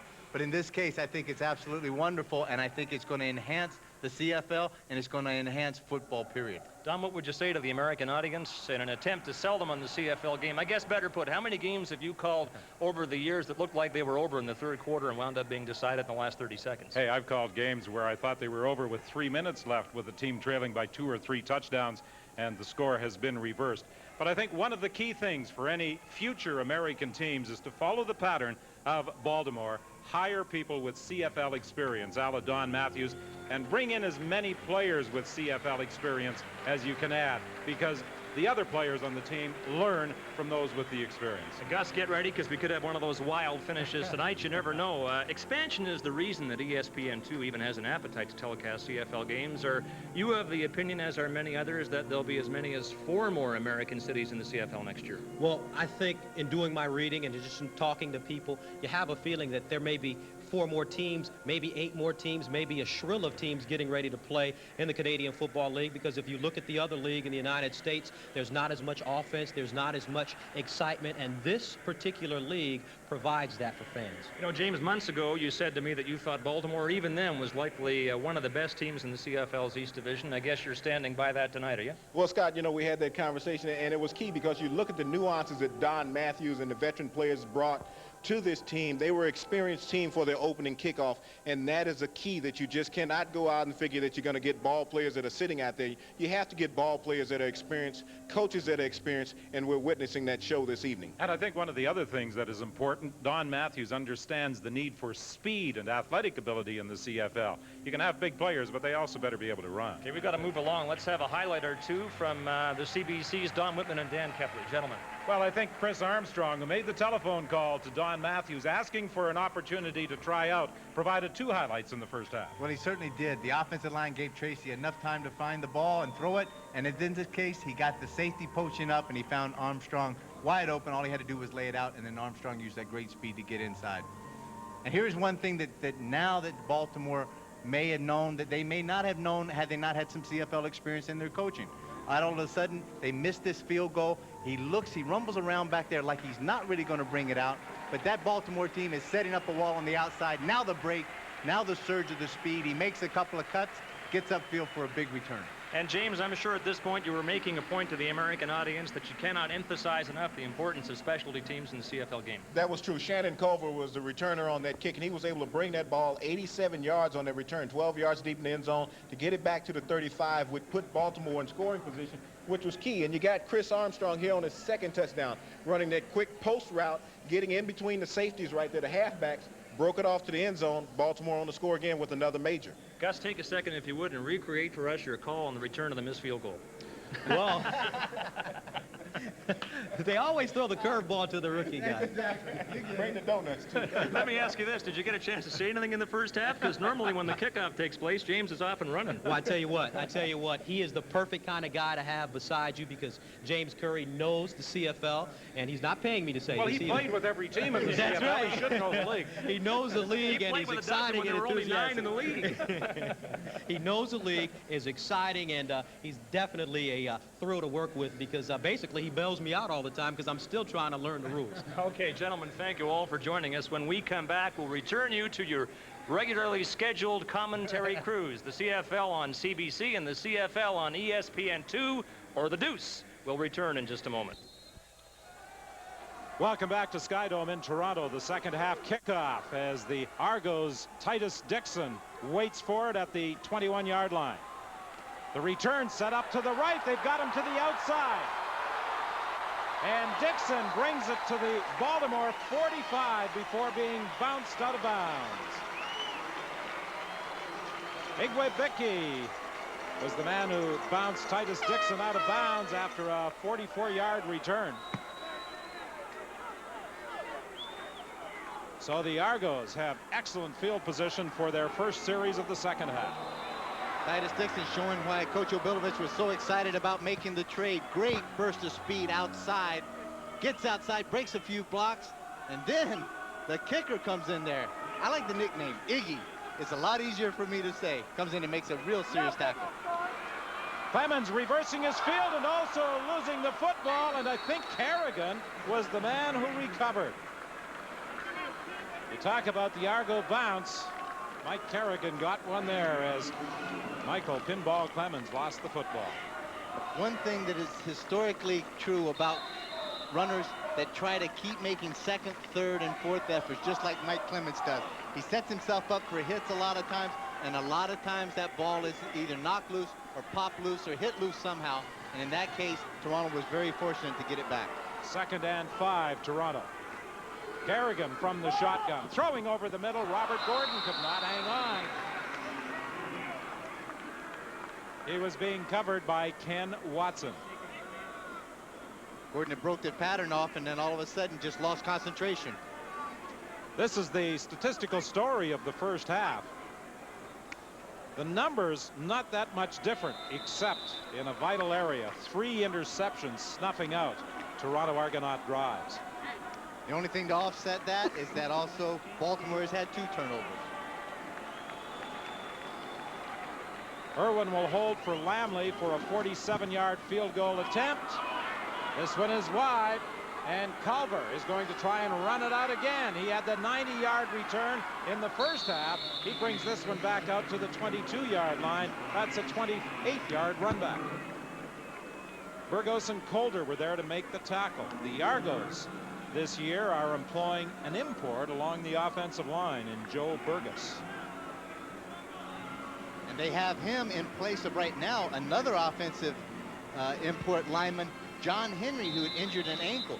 So in the case at some time, Coach Obi was very excited yesterday when they do play another American team, there is an opportunity that they can actually play 2 American linemen, because he said Burgos is a better inside as a guard as opposed to the tackle. 1st and 10 from the 22. Handoff to Canley. Canley grabbed and driven back by Tiggle along with Campbell.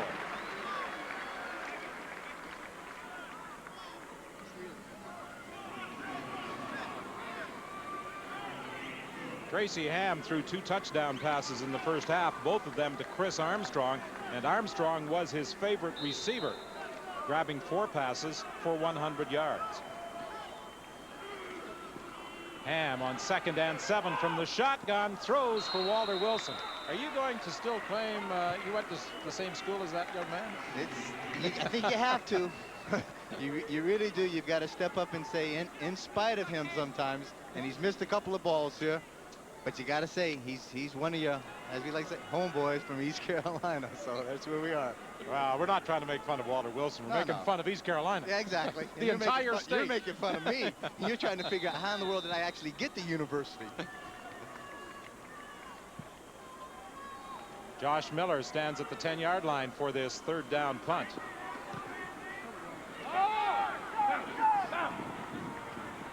It bounces to Clemens.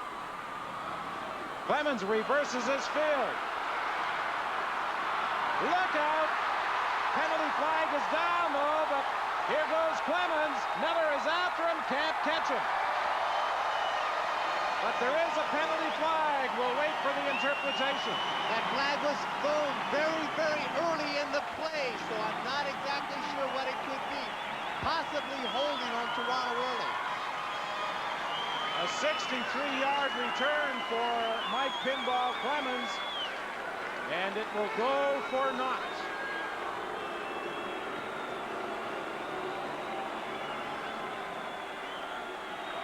Holding. Toronto number 35. 1st down. Norm Casola was guilty of holding, but as you said, the flag was thrown before the pinball had reversed his field and started towards the Baltimore end zone. But what a costly penalty. Clemens, with a couple of moves right here, caught everybody going the wrong way. There are not one other person except Henry Gizmo Williams and Michael Pinball Clements, when they touch the ball on punt returns, that can have fans standing on their feet. 1st and 10. A low throw. Masadi claims he caught it, but I don't think there's much doubt he scooped it off the artificial turf here at Skydome. It may have been tipped by William King, who plays the right end position. And then it went through the arms of Charles Anthony. Went right behind the back of Charles Anthony. If not, that was an easy pick and an easy 6 points going the other way.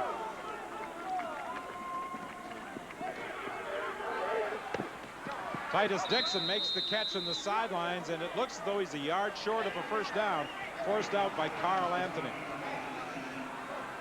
And that may be the toughest throw in the CFL, from the hash marks to the far side of the field. That's exactly right. You got to have an extremely strong arm to get the ball out there. What made that even tougher was the fact that Ernest Fields, the middle linebacker, had blitz, got right up in Michael Kerrigan's face, hit him right as he was releasing the ball, but Michael still was able to stand in there and deliver the ball on target. Well, to the delight of the fans at Skydome, the Argos are sending in the short yardage unit on 3rd down. I don't know if their reaction will be the same if they don't make it, but at the moment they're optimistic that Toronto will be able to move it. Harding and Campbell into the ball game. The handoff to the second man through, George DeMacco, and it looks as though as he went over the top, he's got the 1st down.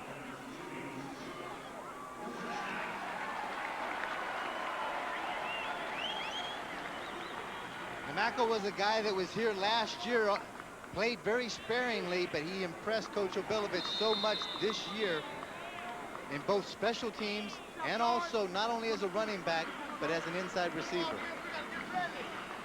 DeMacco now goes to the bench. Dwayne Ford comes into the ball game. 1st and 10, Toronto. The Argos are at their own 48. Masadi can't make the catch. He had Charles Anthony over there with him. It will be 2nd and 10 with 10:22 remaining in the 3rd quarter. Great throw. This is a tough defense for that inside halfback to go all the way out, cover underneath this short zone in a 3-deep zone. The corner's over top. If you throw the ball quicker, throw it on time, that's an easy completion. The ball was just underthrown somewhat. Charles Anthony didn't have enough time to get there. This time Mazzotti lines up to the right. Titus Dixon goes wide left. Fairholm back into the ball game in the slot.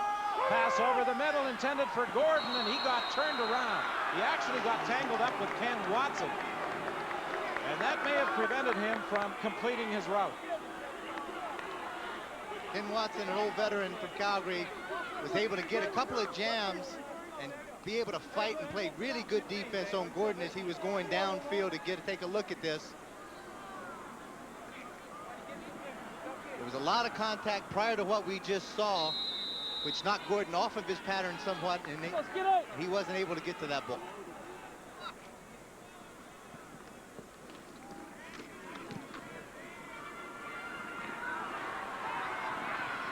Culver struggles out to the 37-yard line, taking Lamley's 3rd down punt, and that's where Baltimore will scrimmage first. Well, we don't always get to watch a sporting event, be it baseball or football, at Skydome with the roof open, and it certainly is pleasant to have the dome uncovered on this Thursday evening for the Argo home opener.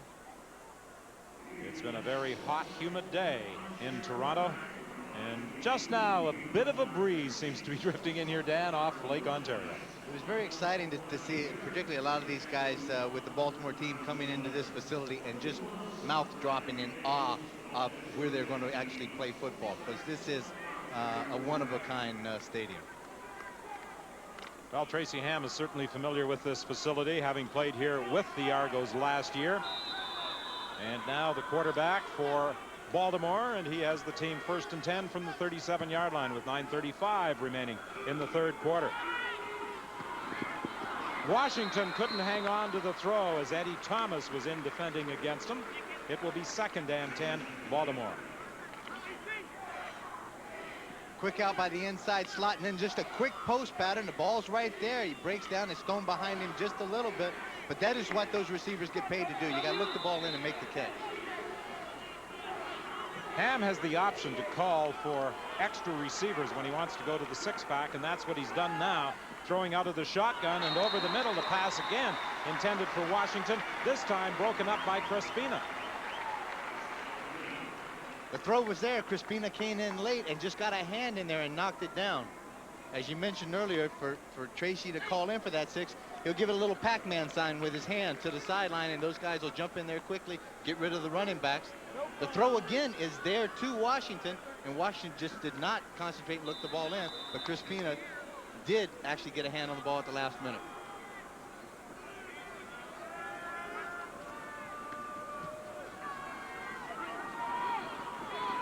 Clemens moves up, takes the ball within an area where there are players, but it isn't going to matter because he's gone. Josh Miller may have pulled the leg as he moved up to try and make the tackle.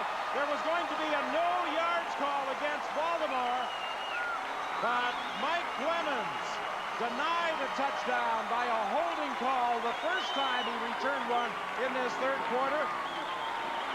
He adds 5 yards to his previous run back. This is a 68-yard punt return touchdown for the Pinball. Absolutely electrifying. And you know, when we talked with him yesterday, he was so excited about the new look Argos of 1994, mainly due to the fact that the plans call for him to be used much more offensively, as well as his usual role on special teams. In the run and shoot offense, Mike Clemens became obsolete and expendable. Now with this offense, Mike Clemens becomes exactly one of the most exciting football players that's in the CFL. And one of the most well-liked and popular guys, not only in Toronto, but across Canada. He received the Tom Pate Memorial Trophy this past year for his involvement in community work in Toronto. His wife and the latest addition to the family, a child born just this spring. His daughter, Rachel. Very excited. Here's the difference now. Mike came up this time as opposed to the last time. He fielded this punt on the run. He was going to get the no yards penalty. Knew he was going to get the no yards penalty. The one thing the coverage team didn't know, they didn't pick up where the ball was to try to find it. They had to back off and look where that ball was. By that time, Mike Clemens had fielded it, made the shot up the middle. Look at that. 2 guys missed tackles. And at this point, kiss it goodbye, guys, because the scenery isn't all that good when you're chasing Mike Clemens. Yes, the back of his jersey waving goodbye is not something you want to see too often. Nice play, Mike. Nice play. This is where we break them back. What a play now, Mike. What a play. Mike, now's the time to ask Obie for a raise. Well, he just signed a new contract with the Argos. Pringle on the return for Baltimore, and he gets to the 32-yard line where he's decked by Keith Costello. 8:33 remaining in the third quarter. 18-14 is the score. Baltimore leading Toronto.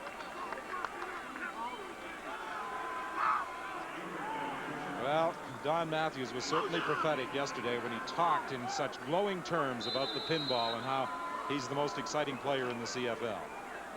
And here's a young fella that makes this game go right now, a rookie, by the last name of Obilovich, Tony Obilovich.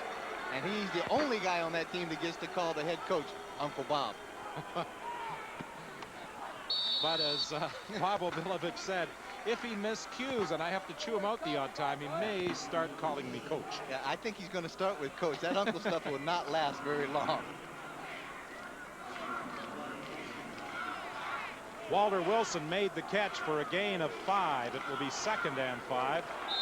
Actually, a gain of 4, make it 2nd and 6. The ball is at the 36-yard line.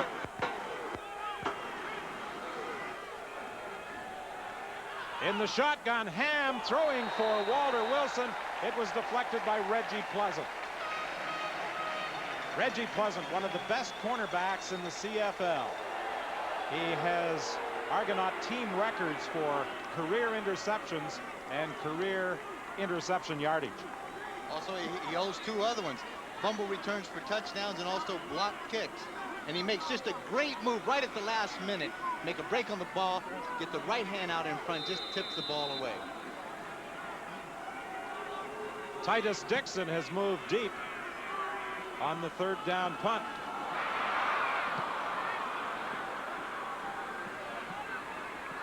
He fumbles the football, a race for the ball on the sidelines. Who was the last player to touch it?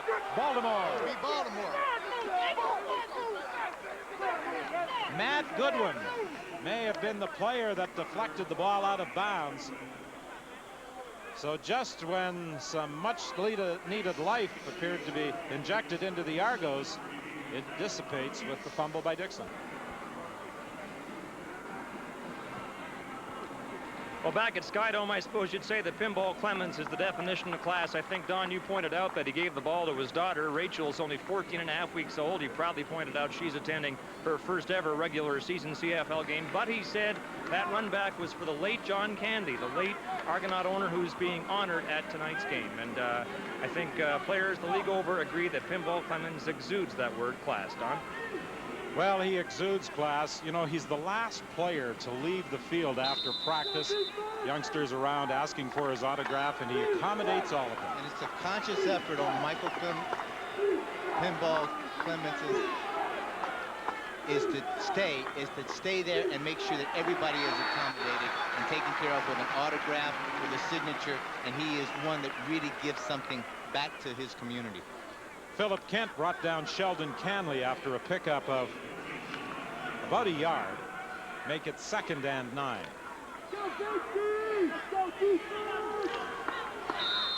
They haven't announced an attendance figure tonight, but I'm sure the new owners of the Argos are somewhat disappointed that there are not more people in the stands here at Skydome on such a beautiful evening.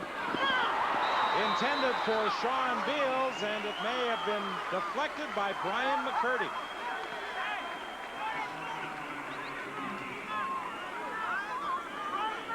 Sean Beals from that inside slot running a post corner. McCurdy, a guy that has been burned twice as far as being caught on the poach coming in, comes up and makes a big defensive play right at the last minute to knock it away. 6:32 remaining in the 3rd quarter. 18-14 is the score. Donald Igwebike will attempt to make it a 7-point game. His first field goal attempt was successful from 48 yards.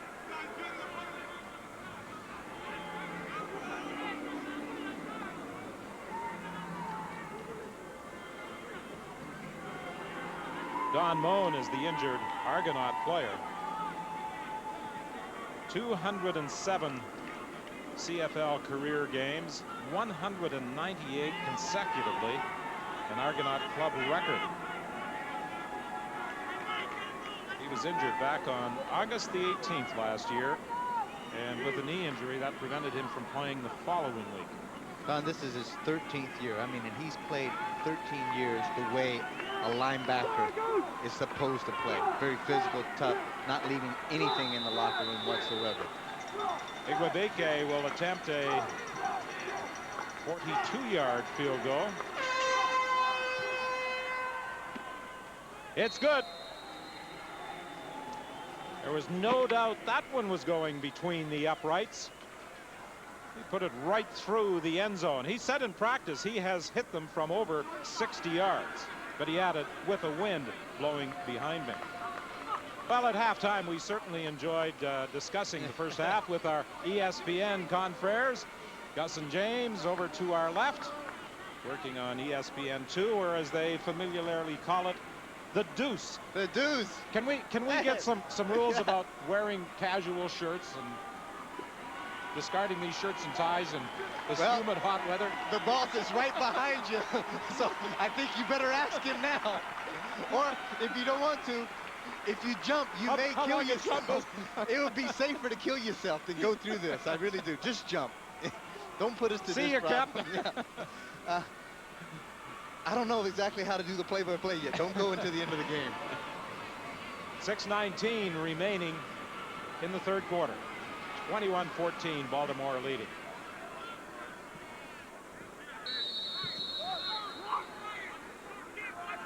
Dixon and Gordon are back for this kickoff. A line drive that Dixon has to jump high to haul in. Trying to atone for that previous fumble, and he gets it back to the 38-yard line. That's where the Argos will scrimmage, 1st and 10. Scott? You might ask, where does the Baltimore player come from? And I guess the answer is almost all from big-time American football programs. That's the huge talent pool that we often talk about. Consider number 4 for Baltimore, linebacker Alvin Walton. Had 6 years in the NFL, got a Super Bowl ring with Washington, not playing because he has to. In fact, he was out of the game last year, but he's the kind of player Baltimore has access to. And I guess the point is, all the players in the Baltimore roster are ready to play pro football. There are none, as there are on Canadian team rosters, who will take 3 years or so to develop. The question is, individual talent aside, how will Baltimore play as a team? So far in game 1, good, but not overwhelming. And how will Pinball Clemens perform? Well, brilliantly in this season opener as he picks up another Argo first down, or, well, not really. They spotted just shy of the forward marker. Ruling he touched down at about 9 3/4 yards. Hey, the same guy that spotted that one earlier in the game that I called was spotted that one for you. So now, you know, we got to talk to that guy down there. Mike Kerrigan gets the first down. Yeah, Walton is an interesting story in that in the NFL, he played a strong safety position. He's playing a linebacking position with Baltimore. He's tailor-made for this outside linebacking position in the CFL. The great thing about that Don Matthews said about Walton, his nickname is Dirty, by the way. The fact is he's 30 years old, but he came into camp and he was hustling and playing around and being first in line just like a rookie. He said just the enthusiasm was unbelievable. So when all these young guys saw him play with that intensity, they kind of upped their level a little bit higher. So he really did help the ball club. The great thing about that Matthews said was it wasn't he as a coach that was being the good coach. It was the veteran players that he brought into this team that made the best coaches. And Walton was defending on Mike Pinball Clemens. It almost appeared as though the pinball was turned and ready to run before the ball was in his hands. 2nd and 10. The ball is at the 50-yard line. 4:33 remaining in the 3rd quarter. Baltimore leading 21-14. There's the hitch screen to Masadi. He's got a first down. Gerald Bayless managed to drop back and make the tackle on Paul Masadi, but not before he picked up yet another Toronto first down. This is a good look where Michael Clemens waggles out of the backfield. Now he's the inside slot. He comes out, gets just a little piece of the cornerback, Irwin Smith, and that allows Masadi, as he waggles down inside, to jump up, be able to catch the hitch screen, slide it back inside, and pick up big yardage. And how about the speed of Gerald Bayless, 6 feet, 280 pounds, knocked down initially at the line of scrimmage, getting back to make the tackle on Paul Masadi. I think Gerald better play like that. His wife Lucy's at home probably watching it, and that's his agent. She'll say, hey, buddy, I want you to go out there and work a little harder where I can go in and get that pay raise. That must be tough. Masadi goes out of the ball game. Irwin comes in, handoff to the pinball, and Walton makes the tackle, dropping the pinball for a loss back at the 1-yard line. You think the pinball might be one of the keys for Walton from that linebacking spot? I think pinball will be the absolute key for that whole Baltimore defense. The one thing that I've seen, and I've been able to see Baltimore play, I've seen Las Vegas, and I've seen Sacramento play at times, is the one thing that really does excite me that I notice defensively is their total team speed as far as being able to pursue people and get there. And that's something that some of the Canadian-based teams are going to have to adjust to. Pass intended for Dixon. Dixon got bumped by Carl Anthony. And the ball was well over his head with 3:09 remaining in the 3rd quarter. Yeah, that's one of the features of the Canadian Football League is the overall speed of the players. You can't teach guys to be fast. You can teach them how to play the game, but not how to run. Those are genes. You're born with that. And you know, you watch the really fast athletes, it never looks as though their feet are touching the ground when they're running. Much like our own selves, Cap. Culver. is forced to step out of bounds way back at the 7-yard line. Lamely angled it perfectly. We'll be back after this. Commonwealth Stadium, an opportunity to visit tomorrow and Saturday with a former confrere here in the broadcast booth, Ron Lancaster, who achieved, I'm sure, a lifelong dream. He had won the Grey Cup as a player, but he wanted to win that Grey Cup as a coach, and he did last year. He certainly did. And you take a good look at him on the sideline after that victory. The emotion that was just swelling in his face and his eyes is something. I mean, he was happy for himself, but he was happy for every one of those players that were out there. Not much difference between the two starting quarterbacks tonight as far as their statistics are concerned.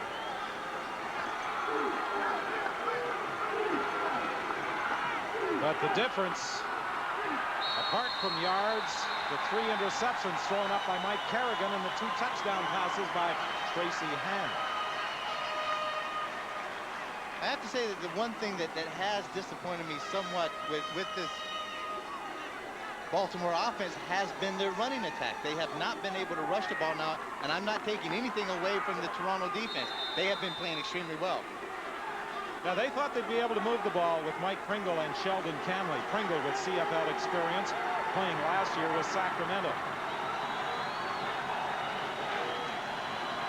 Out of the shotgun, incomplete, intended for Peter Tuipulotu, and it's 2 and out for Baltimore, and the Argos are going to get the ball back in pretty good field position. This Argo defensive unit has certainly tightened up in the second half. Tuipulotu is one of those guys out of Brigham Young University. He is used to catching the ball. That's why Coach Matthews thought that he would be a great asset to this team, coming out of the backfield, not only being able to run the ball, block, but also being a good pass receiver. Unlike some of his coaching brethren in the CFL, Don Matthews does not wear a headset on the sidelines. Josh Miller will be forced to stand back in the end zone for this 3rd down punt. Baltimore has not recorded a first down in this second half. The pinball takes the 3rd down punt and is bounced out of bounds at the 45-yard line. The pinball has 170 all-purpose yards so far in the football game.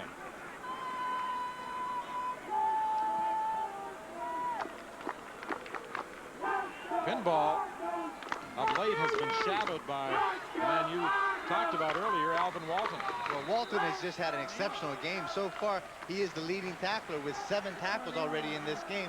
And the great thing that is a compliment to him is that he has had the speed to stay with a Mike Clements. Palmasati back in the ball game at a wide-out position, but Kerrigan goes to the other side to Dixon. He's caught immediately by Carl Anthony. Carl Anthony, who played with Calgary, has seen Titus Dixon's act before. He really has, and he had seen it when he was in Sacramento last year. Carl Anthony has great foot speed, good reaction. He comes on the outside, makes a good breakdown, and wraps up and makes a solid tackle for only a 3-yard gain. 2nd and 7, Toronto. The ball is at the 43 of Baltimore. The Argos are less than 50% in 2nd down conversions, but they improved that statistic with Paul Masati taking it down to the 32-yard line. Grabbed by Michael Brooks, the safety.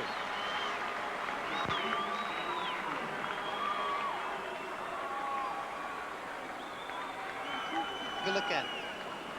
Right here, we can see that Michael Clements comes out of that slot again. It's that quick hitch screen coming down inside, and Michael actually throws a block a little earlier, I think, as the ball's in the air. Masati's able to make the catch and come across and pick up the first down. 12 seconds remaining with the clock running in this 3rd quarter. The Argos trailing by a converted touchdown. Dixon on the sidelines, and Dixon is taken out of bounds by Ken Watson at the 25. That's a gain of 7 with 1 second remaining in the 3rd quarter. Give credit right now where credit's due. Across the front, that's Schultz, Vershavel, Smith, Jovanovic, and Burgos that are doing a great job for Toronto's offense of giving Kerrigan enough time to stand there and throw that ball on rhythm. And when he can throw it and when he has his rhythm, look out, he's scary. 2nd and 3, and this should be the final play of the 3rd quarter. The give is to the pinball, and the pinball gets to the 20, but there's a penalty flag, and holding, I think, will be charged against the Argos. There's a couple of guys still grabbing Gerald Bayless every time he's wreaking havoc as he comes through that defensive nose position. And I think he got called again. That's not an unfamiliar sight. Toronto number 54. Repeat, second down. Sometimes that's the only way to stop Gerald Bayless. You can take a good look right in the middle of your screen. Bayless makes contact, then he creates separation, but Smitty's not going to let him go anywhere. Grabs a hold of the skirt and gives a hold of the jersey, and he takes to try to take Gerald Bayless down. So the quarter cannot end on the penalty. That takes the ball back to the 35. Dixon goes wide left, Masati to the right. 2nd and 13. Kerrigan is going to drop back into a shotgun formation. 3 receivers left. Kerrigan rolls that way. Dixon could not hang on. He was wide open at the 19-yard line on what would have been a first down. And Bobovilovich has reason to be unhappy with the final play of the 3rd quarter. Welcome back to Skydome in Toronto. Baltimore attempting to spoil the Argos home opener, and they lead by 7 points with 15 minutes remaining. Wayne Lamley will attempt to cut into that deficit with a 42-yard field goal try. It's blocked. And Baltimore recovers at the 44. Matt Goodwin got in to block it and recover it. And the Baltimore team will take over at the 44. And of course, after each play with the Jumbotron here at Skydome, Bobovilovich, players, coaches on the Baltimore side all look at the Jumbotron to see the replay. Good shot coming there. Matt Goodwin coming from the outside. Nobody touches him, makes a clean block and recovery. Good story about Matt Goodwin on that. He's got his twin brother, Malcolm Goodwin, is an outside defensive end linebacker that also plays. Pass is complete to Armstrong. That's the first time in this second half that Tracy Ham has gone to the man who has scored both Baltimore touchdowns, and Armstrong provides Baltimore with another first down. That could very well be because Toronto made some defensive adjustments in there to try to take away Armstrong and take him out of the play, and he forced him to have to go to other people. 5 receptions now for 113 yards for Armstrong. Washington can't make the catch at the 35. You know, Dan, you talked about Matt and Malcolm Goodwin being twin brothers. I've been trying to recall if there have ever been twin brothers play in the CFL before. There have been brothers play in the CFL, but I can't ever recall twins playing in the league. John Kangemi, the backup quarterback for Baltimore.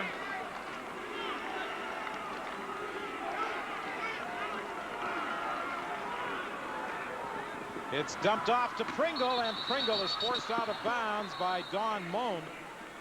But he will have a gain of about 9 yards. While I come back, I may think that there is one set. Steve and Dan Kearns. Dan Kearns played for the Edmonton Eskimos. Steve Kearns played for Hamilton. Steve was a slot. Dan Kearns was a tough nosebag. As a matter of fact, I just happened to see Steve right before this game, and all of a sudden it twigged on me about twins. So there we go. That's my guess. Can't slip anything past you. Oh, yeah, you can. There's been a lot got past me over the years.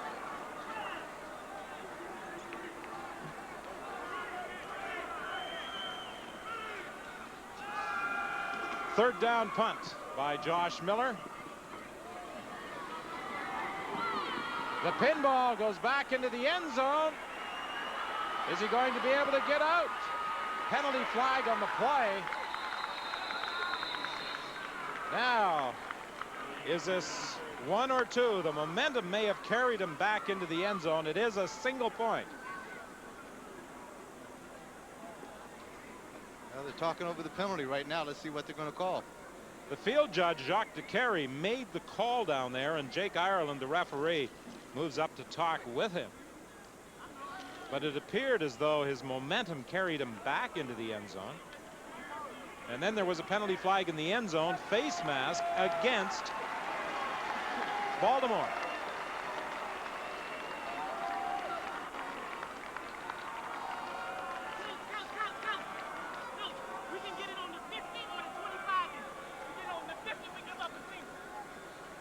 Now the options are being explained to Mike Kerrigan. I think they give up the single point here if they choose to take the football, and I believe that's what they'll do. Face mask, Baltimore number 7. The single point will stand. Apply the penalty at the 35-yard line. First down. Yeah, the Argos want the football. They'll give up the single point to get the football up at the 50-yard line because the penalty is applied where they would have had the football as a result of the single. Good call. Heads-up play that time by Toronto Argonauts. 22-14 now. 13-16 the time remaining in the football game. First and 10, Toronto. The Argos are at their own 50-yard line. The handoff to the pinball. He spins inside. And when he spins inside like that, he draws a crowd. He really does. It makes it tough to hit, though. That spinning target is really tough. The feet are moving all the time. But this Baltimore defense is very tenacious. I noticed good, quick feet, good technique and tackling when they're coming up. And they know right now, since this is the first time they've had a chance to see Michael, that all of a sudden you got to break down and wrap up and just hold on and have the second guy get the good shot on him. The first guy's just got to make the grab and try to slow him up. This is a key second down conversion, 2nd and 8 for Toronto. And a good defensive play by Irvin Smith as he knocked it away from Paul Masadi, but there's a penalty flag. This could be objectionable conduct. You're going to probably see an objectionable conduct against Charles Anthony after the play comes by and he takes a little slap at Masadi. Objectionable conduct. Baltimore number 9. First down.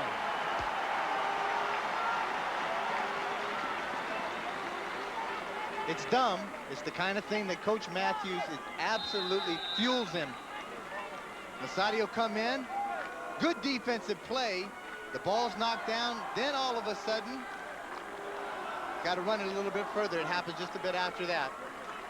Charles Anthony comes by and takes a little slap in the head. Dixon makes the catch. Dixon thrown out of bounds by Carl Anthony. New breath, new life, and it looks like Kerrigan and Titus Dixon are responding to it.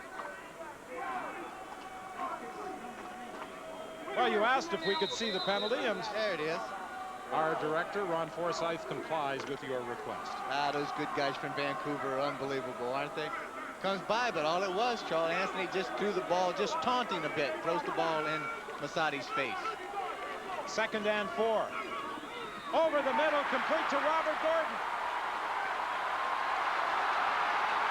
He's caught from behind by Tracy Gravely, but not before he got down to the 8-yard line. And that's a 32-yard strike from Kerrigan to Robert Gordon. Gordon does a great job of getting open, but the one thing I really like to commend him on is the fact of holding on the ball after Gravely hits him, because at this last minute, he makes a good cut coming back. The ball's in the right hand. He doesn't see Gravely. Watch at the right of your screen. Boom! Gravely comes by, gets a strip on it, but all of a sudden, Gordon still has the good sense to hold on to the presence of mind to squeeze that football. Just inside the 10-yard line is the spot. The ball into the end zone, intended for Gordon. He's got it. And they'll go for 2 to try to tie.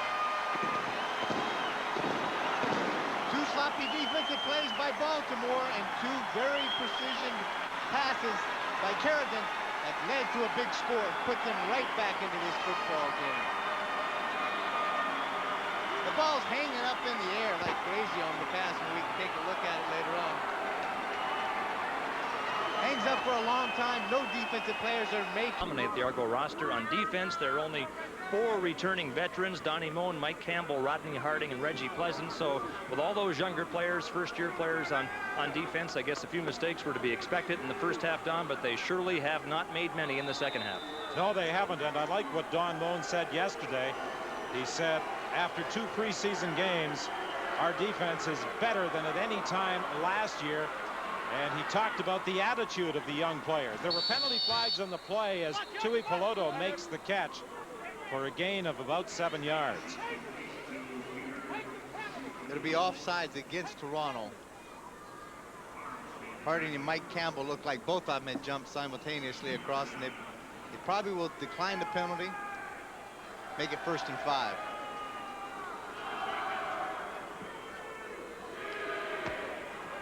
Offside. Or take the penalty, I should say. Driver number 99. Repeat first down. It was actually Mike Campbell who was offside. Rodney Harding wasn't far behind. He may have been offside as well. They're working pretty good together there. Getting back to, again, you're talking about this Toronto defense, Don Moore, talking about the one thing that was very important for not only the defense but the whole team was to win and to play and to get a taste of what it was like to win. And they did that in their preseason. Now it's the show. 1st and 5. 55-yard penalty. Pringle broke the initial tackle trying to reach out for a 1st down. He got the ball across the 40-yard line. Mike Campbell made the initial contact, and then Philip Kent came over to help out.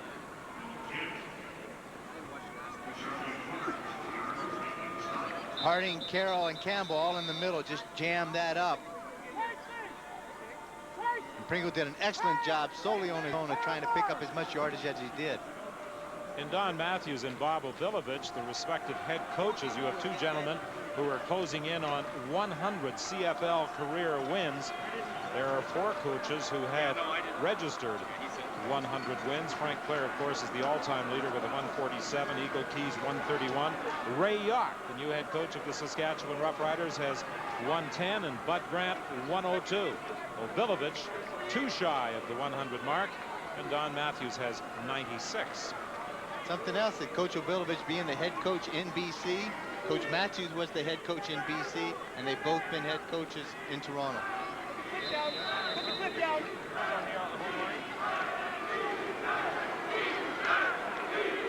Second and inches for Baltimore. 9:31 remaining in the football game. Baltimore leading by 2 points. Ham dumps it off to Armstrong. He's got the 1st down. He had the option. He could take off himself or throw the football. And Tracy Ham, who ran for 1,005 yards in Edmonton one season and then came back with 1,096 the following year, hasn't been running with the football in tonight's foot game. Not as much, and that was the one thing that really surprised me, because when you play some of that sandlot style offense that Tracy Ham is so well in, when he gets back there and he ad-libs a lot of things, he makes a lot of things happen. He's very tough to defend. Incomplete. It was intended for Walter Wilson. What school did he go to? I got to take this again. That's right. We'll say at East Carolina University, and that's 4 passes that Walter Wilson has just absolutely out and out dropped tonight. And I'm sure that Coach Matthews will either have a chat with him, Tracy will have a chat with him, or he may get a chance to see Greenville, North Carolina again very, very soon. Tui Piloto makes a big catch over the middle and a 1st down at the Toronto 36-yard line. A 28-yard gain as Ham was able to pick out a 2nd receiver. Only the 2nd time he's had the ball thrown at him tonight, but then he comes up with a big reception, and this is what he did for BYU when he was coming out of the backfield there, catching the ball, and then making you pay for it when he does.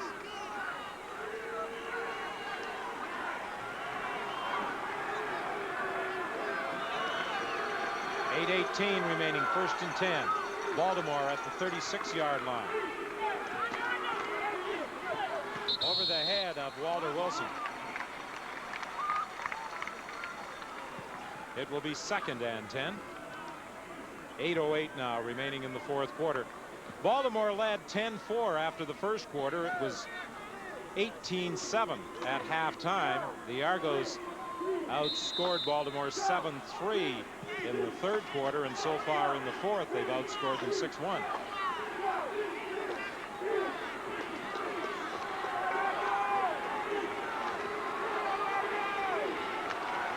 Second and 10 from the 36-yard line. 7:51 remaining. Dumped off to Pringle. He's caught from behind by Tiggle. And that undoubtedly will bring Donald Igwe-Bike into the ball game to attempt a field goal of about 39 yards. First time we actually mentioned Tiggle's name tonight out of Georgia Tech. Great speed coming in from the inside, and he was able to stop Mike Pringle very short of the first down and forced a field goal attempt.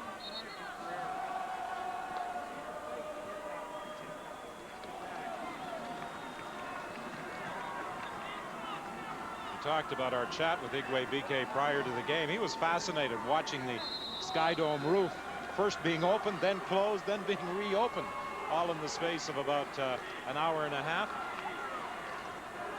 A 40-yard field goal attempt. It's good. And Baltimore has a 5-point lead with 7:18. But the big news for Torontonians is they're home to open a series against Kansas City at Skydome tomorrow night, and we'll have it for you. Game 1 of that series on Speedy Blue Jays baseball on CBC. Don? Yes, and there's quite a reaction from the fans here at Skydome as Joe Carter's picture is flashed on the Jumbotron. Being the kind of guy that I am, and one of the guys that's the host for the Deuce, ESPN2, his name is Mike Mayock, and he's from Philly, and he's a Philadelphia fan. So I had to take him, walk him over, and say, Mike, do you remember this spot right here? And you could just see the tears come to his eyes. Robert Gordon takes the kickoff. Nowhere to go. Malcolm Goodwin is there to make the tackle. So the twin brothers, Matt and Malcolm, have both played a role for Baltimore in tonight's football game. They've got oxygen at both benches and cold, wet towels. I think the players on both teams are feeling the effects of the heat and humidity. Probably more so that Toronto would feel that, I would suspect, because I was in Baltimore, and if you've ever been to Baltimore, the heat and humidity there is just unbelievable. I think at 6:30 this morning, I talked with Mike Mayotte again. He said it was 80 degrees with 100% humidity already. This is going to be ruled an incomplete pass. It bounced out of the hands of Dwayne Ford as Toronto was trying to run a screen. But he never really had possession when he was hit by O.J. Brigance. 2nd and 10. So that means we don't have to wear shirt and tie next Saturday night when we're down in Baltimore for their home opener against Calgary. There's a good chance we could get an X rating on our show in Baltimore because it will be smoking. 6:45 remaining in the football game. 25-20, Baltimore leads.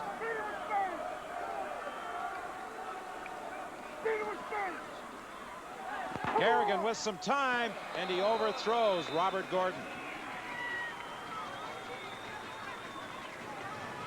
Melendez Bird had dropped off with the Toronto slot back, defending in the flat with 6:30 remaining. Toronto is forced to kick it away.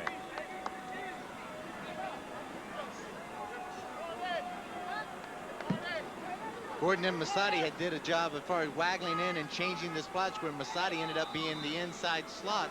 And he tried to come upfield on Irwin Smith, the corner, and corner jammed him right there, took away the play, and it forced Kerrigan to have to throw the ball away. Shannon Culver is the lone man back. This is the best punt of the night by Lamley. No opportunity for a return back at the 23-yard line. That's where Baltimore will be. The Edmonton Eskimos will open at home against the Hamilton Ticats. 3 other openers tomorrow night: Calgary at Saskatchewan, Winnipeg at BC, Las Vegas at Sacramento. Ham completes the pass to Shannon Culver, who has come into the ball game, replacing Walter Wilson, and Calvin Tiggle with a punishing tackle as he brings him down after a gain of about 4. A lot of pressure right now in this Baltimore offense. They have not been able to move the ball through the rush, and therefore the clock is going to stop all the time. If they're going to throw the ball now in the pass, he's going to have to make some completions, get some first downs, and be able to get good field position for this Baltimore team. Tracy Ham with that 6-pack of receivers running the offense out of the shotgun formation, and he finds Mike Pringle wide open, and Pringle will get the first down and a little bit more.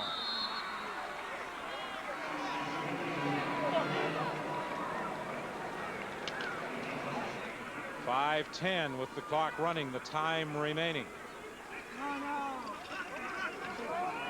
Baltimore leading by 5 points.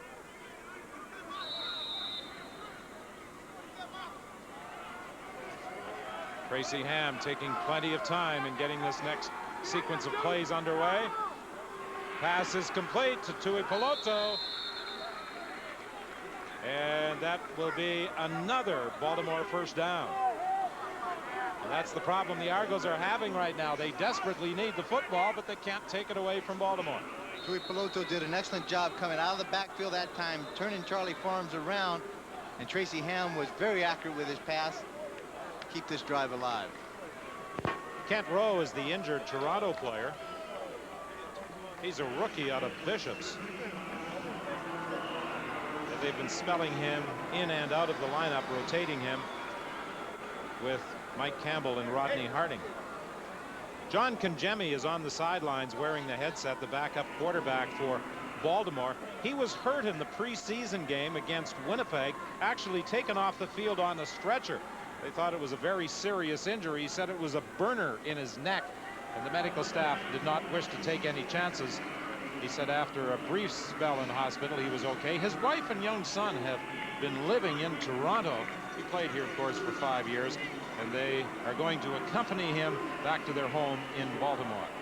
He said he hadn't had a chance to see his son for a couple of months now, and it's terrific because he's a terrific fellow, very class act.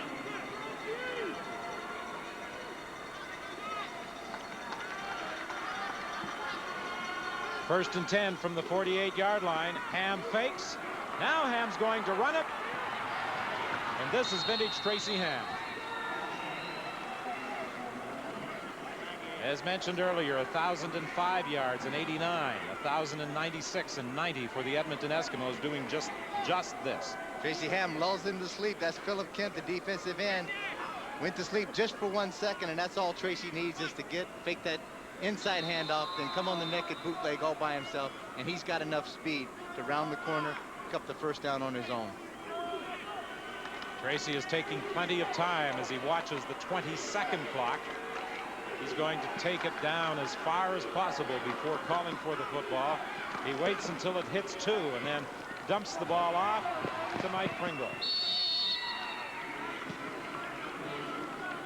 Brian McCurdy, the safety, forced him out of bounds. Toronto, up to this point, the last 3 plays have been playing a really tenacious, aggressive defense.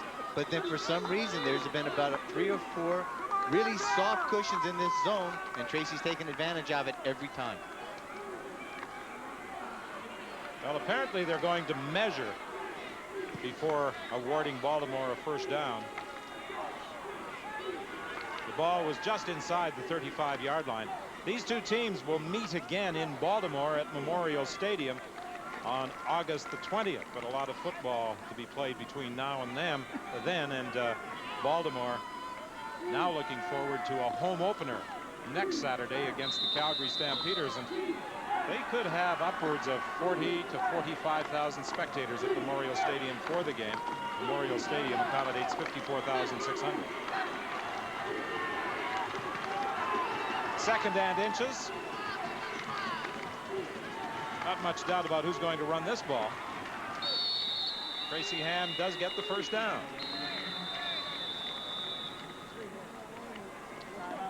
.301 is the time remaining in the football game. Baltimore leading Toronto by a score of 25-20.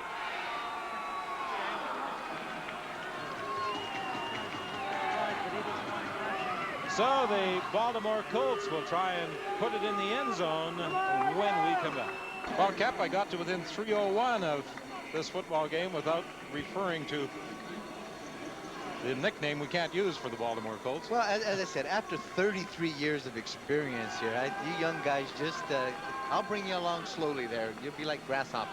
Maybe one of these days you'll be able to take the pebbles out of my hands. So it is 1st and 10 for Baltimore. The ball is at the 32-yard line. I did want to remind you, we had a $100 bet that who would say that first tonight, so would you please pay me? Baltimore has controlled the football when the Argos have desperately needed it in the dying minutes of this football game, and they'll try and add to their 5-point advantage. Over the middle, and Sean Beals has another first down. Offensive line of Baltimore doing an excellent job, giving Tracy enough time to stand back there with a lot of composure and confidence and be able to wait for his receivers to go down, find the open spot in the zone, set down, and then deliver the ball on the money.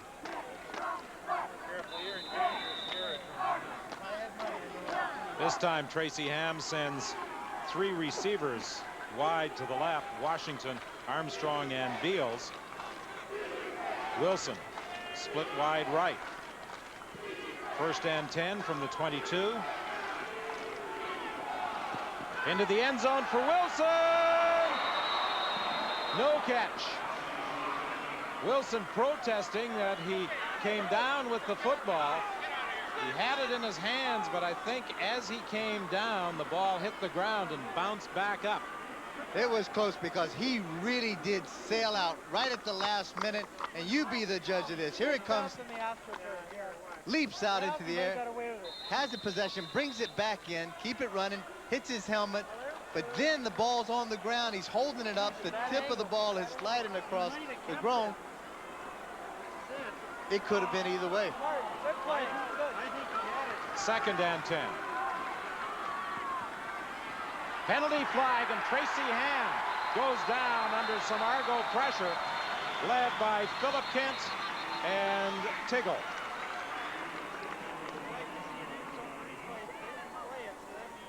But there was a penalty flag around the 20-yard line.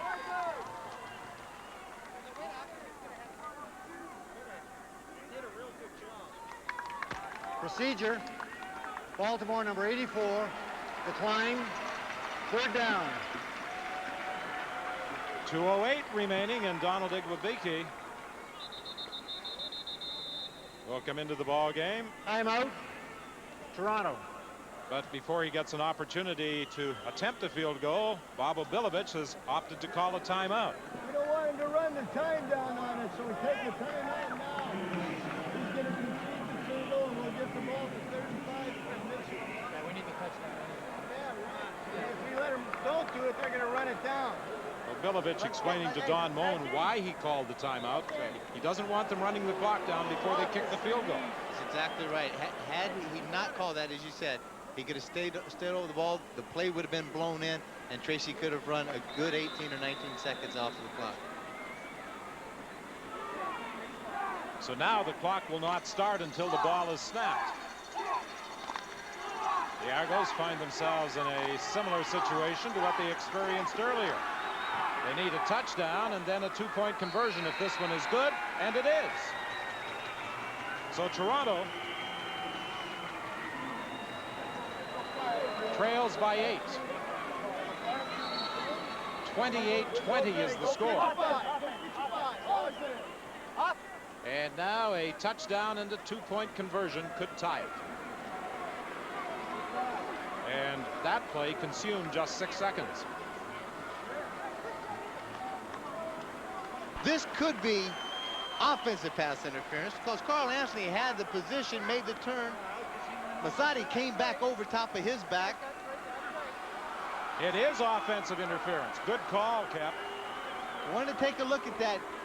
Anthony had excellent outside position on the play, and then as Masadi tries to make his break, take a good look. Toronto number 88. Repeat 1st down. He just made a terrific error. I don't really believe, if I'm going to have my opinion, that any flag should have been thrown at all. He just made a tremendous effort to try to get back toward the ball, and both players have the right to go after it. It's now 1st and 20 back at the 54-yard line with 1:09 remaining. Kerrigan operates from the shotgun. He's got He juggled on the sidelines, but the official ruled that he had control.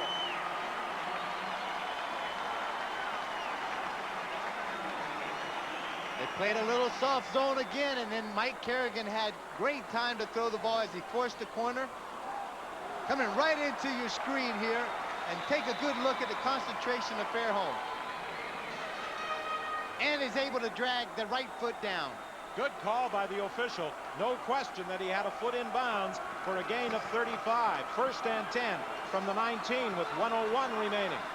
Handoff to the pinball. The pinball with some room in the sidelines, and then is knocked out of bounds by Ernest Fields. 56 seconds remaining.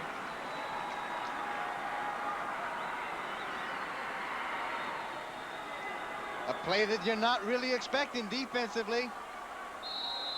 Counter play and just allow Mike Clemens to use that speed and maybe try to take advantage of some very tired defensive Baltimore players and try to get outside.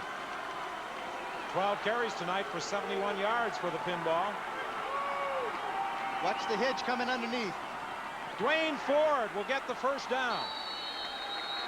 And he then concentrates on squeezing the football as he is surrounded at the 6-yard line. But Don Matthews has seen these exciting finishes in the Canadian Football League before. He's seen a lot. He's been involved in a lot. And he's caused a lot, to tell you the truth. Watch right now. The last play that came out, Michael Clemens waggled out of the backfield as the slot came back on the same side as Masadi. And let's see if they try to set up that little hitch screen, little hitch underneath slant play again to Masadi. First and goal from just outside the 6-yard line. Into the end zone, Masadi can't hang on. Covered by Irwin Smith.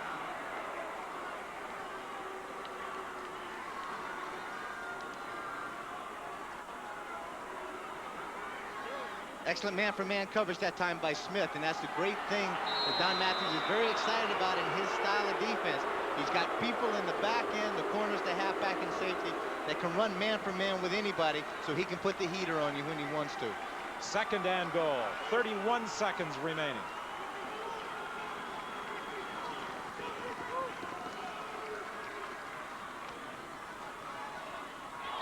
Pass is knocked down before it gets to the end zone, and the intended target, Mike Pinball Clemens. Ernest Fields, the middle linebacker, got a hand in front of the Mike Kerrigan throw. Very similar pass that Fields picked off earlier, except he was in a zone. This time Kerrigan tries to release it. He tries to hit Mike Clemens up the field hot. He doesn't even look inside to the middle linebacker, and Field has a chance to get his hands on the ball and knock it down. Third and goal for Toronto, 27 seconds remaining. Kerrigan in the shotgun.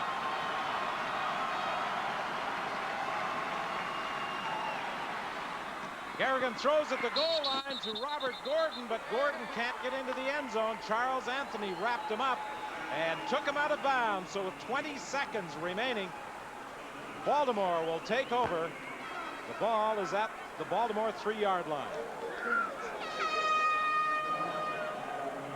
Well, the Argos made this an exciting finish, putting together a good drive that failed at the 3. It's the one thing that you have to know, and I don't write the Toronto playbook, but I know for a fact if it's third and goal and I've got to get it in, I've got to make my pattern get into the end zone at least where I've got a chance to score, and if not, try to pick up the, if you got to score, then you got a first down and everything else. You can't break your pattern off short.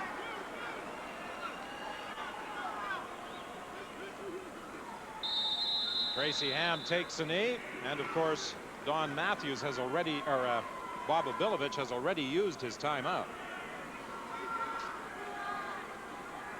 And now Tracy Ham will have no difficulty taking the final seconds off the clock, and there's reason to smile at the Baltimore bench as the expansion team will get off to a successful start in the Canadian Football League in 1994. Hanging on for a 28-20 victory over the Toronto Argonauts. So the team with no nickname has a season-opening victory, and Don Matthews has the 97th coaching win of his CFL career as he defeats Bob Obilovich and the Toronto Argonauts by a score of 28-20. These teams will meet again on the 20th of August in Baltimore. An entertaining football game. Tracy Ham with a couple of touchdown passes to Chris Armstrong, the difference in the ball game, and he's now standing by with Scott. Okay, Don, I'm with Tracy Ham. Tracy, a bit of a workmanlike victory by Baltimore tonight. What did you think? Well, we'll take anything we can get at this point. We'll continue to try to get better on offense. Defense, we're playing pretty good. We're just going to continue to get better and keep working hard. And, you know, we got a good little ball club here working. You won tonight. Let's make no mistake about that. But a lot of people are picking you guys to contend. Is it an unfair expectation for an expansion team? Well, you know, we got to go out and play every down as hard as we can play because no one's going to give us anything. We shouldn't expect anyone to give us anything. And we just got to continue to work hard. You like having some old CFLers on this team, either Chris Armstrong in particular tonight. Yeah, some of the veterans came up big, but our young guys, I think they got an idea of what they need to do to get better. We certainly got a lot of room for improvement, and, you know, we're just going to go look at films and try to get better. Okay, Trace, I know this field's a whole lot better than most of the games you played here last year for the Argonauts. Thanks for your time. Congratulations. And so Baltimore beats Toronto at Skydome tonight. The final score, Baltimore 28, Toronto 20. We'll return to wrap up the show in just a moment. Won't draw any conclusions, but it sure looks like Baltimore has the makings of a good football team, and the Argonauts made some progress tonight. Final score, Baltimore 28, Toronto 20 at Skydome tonight.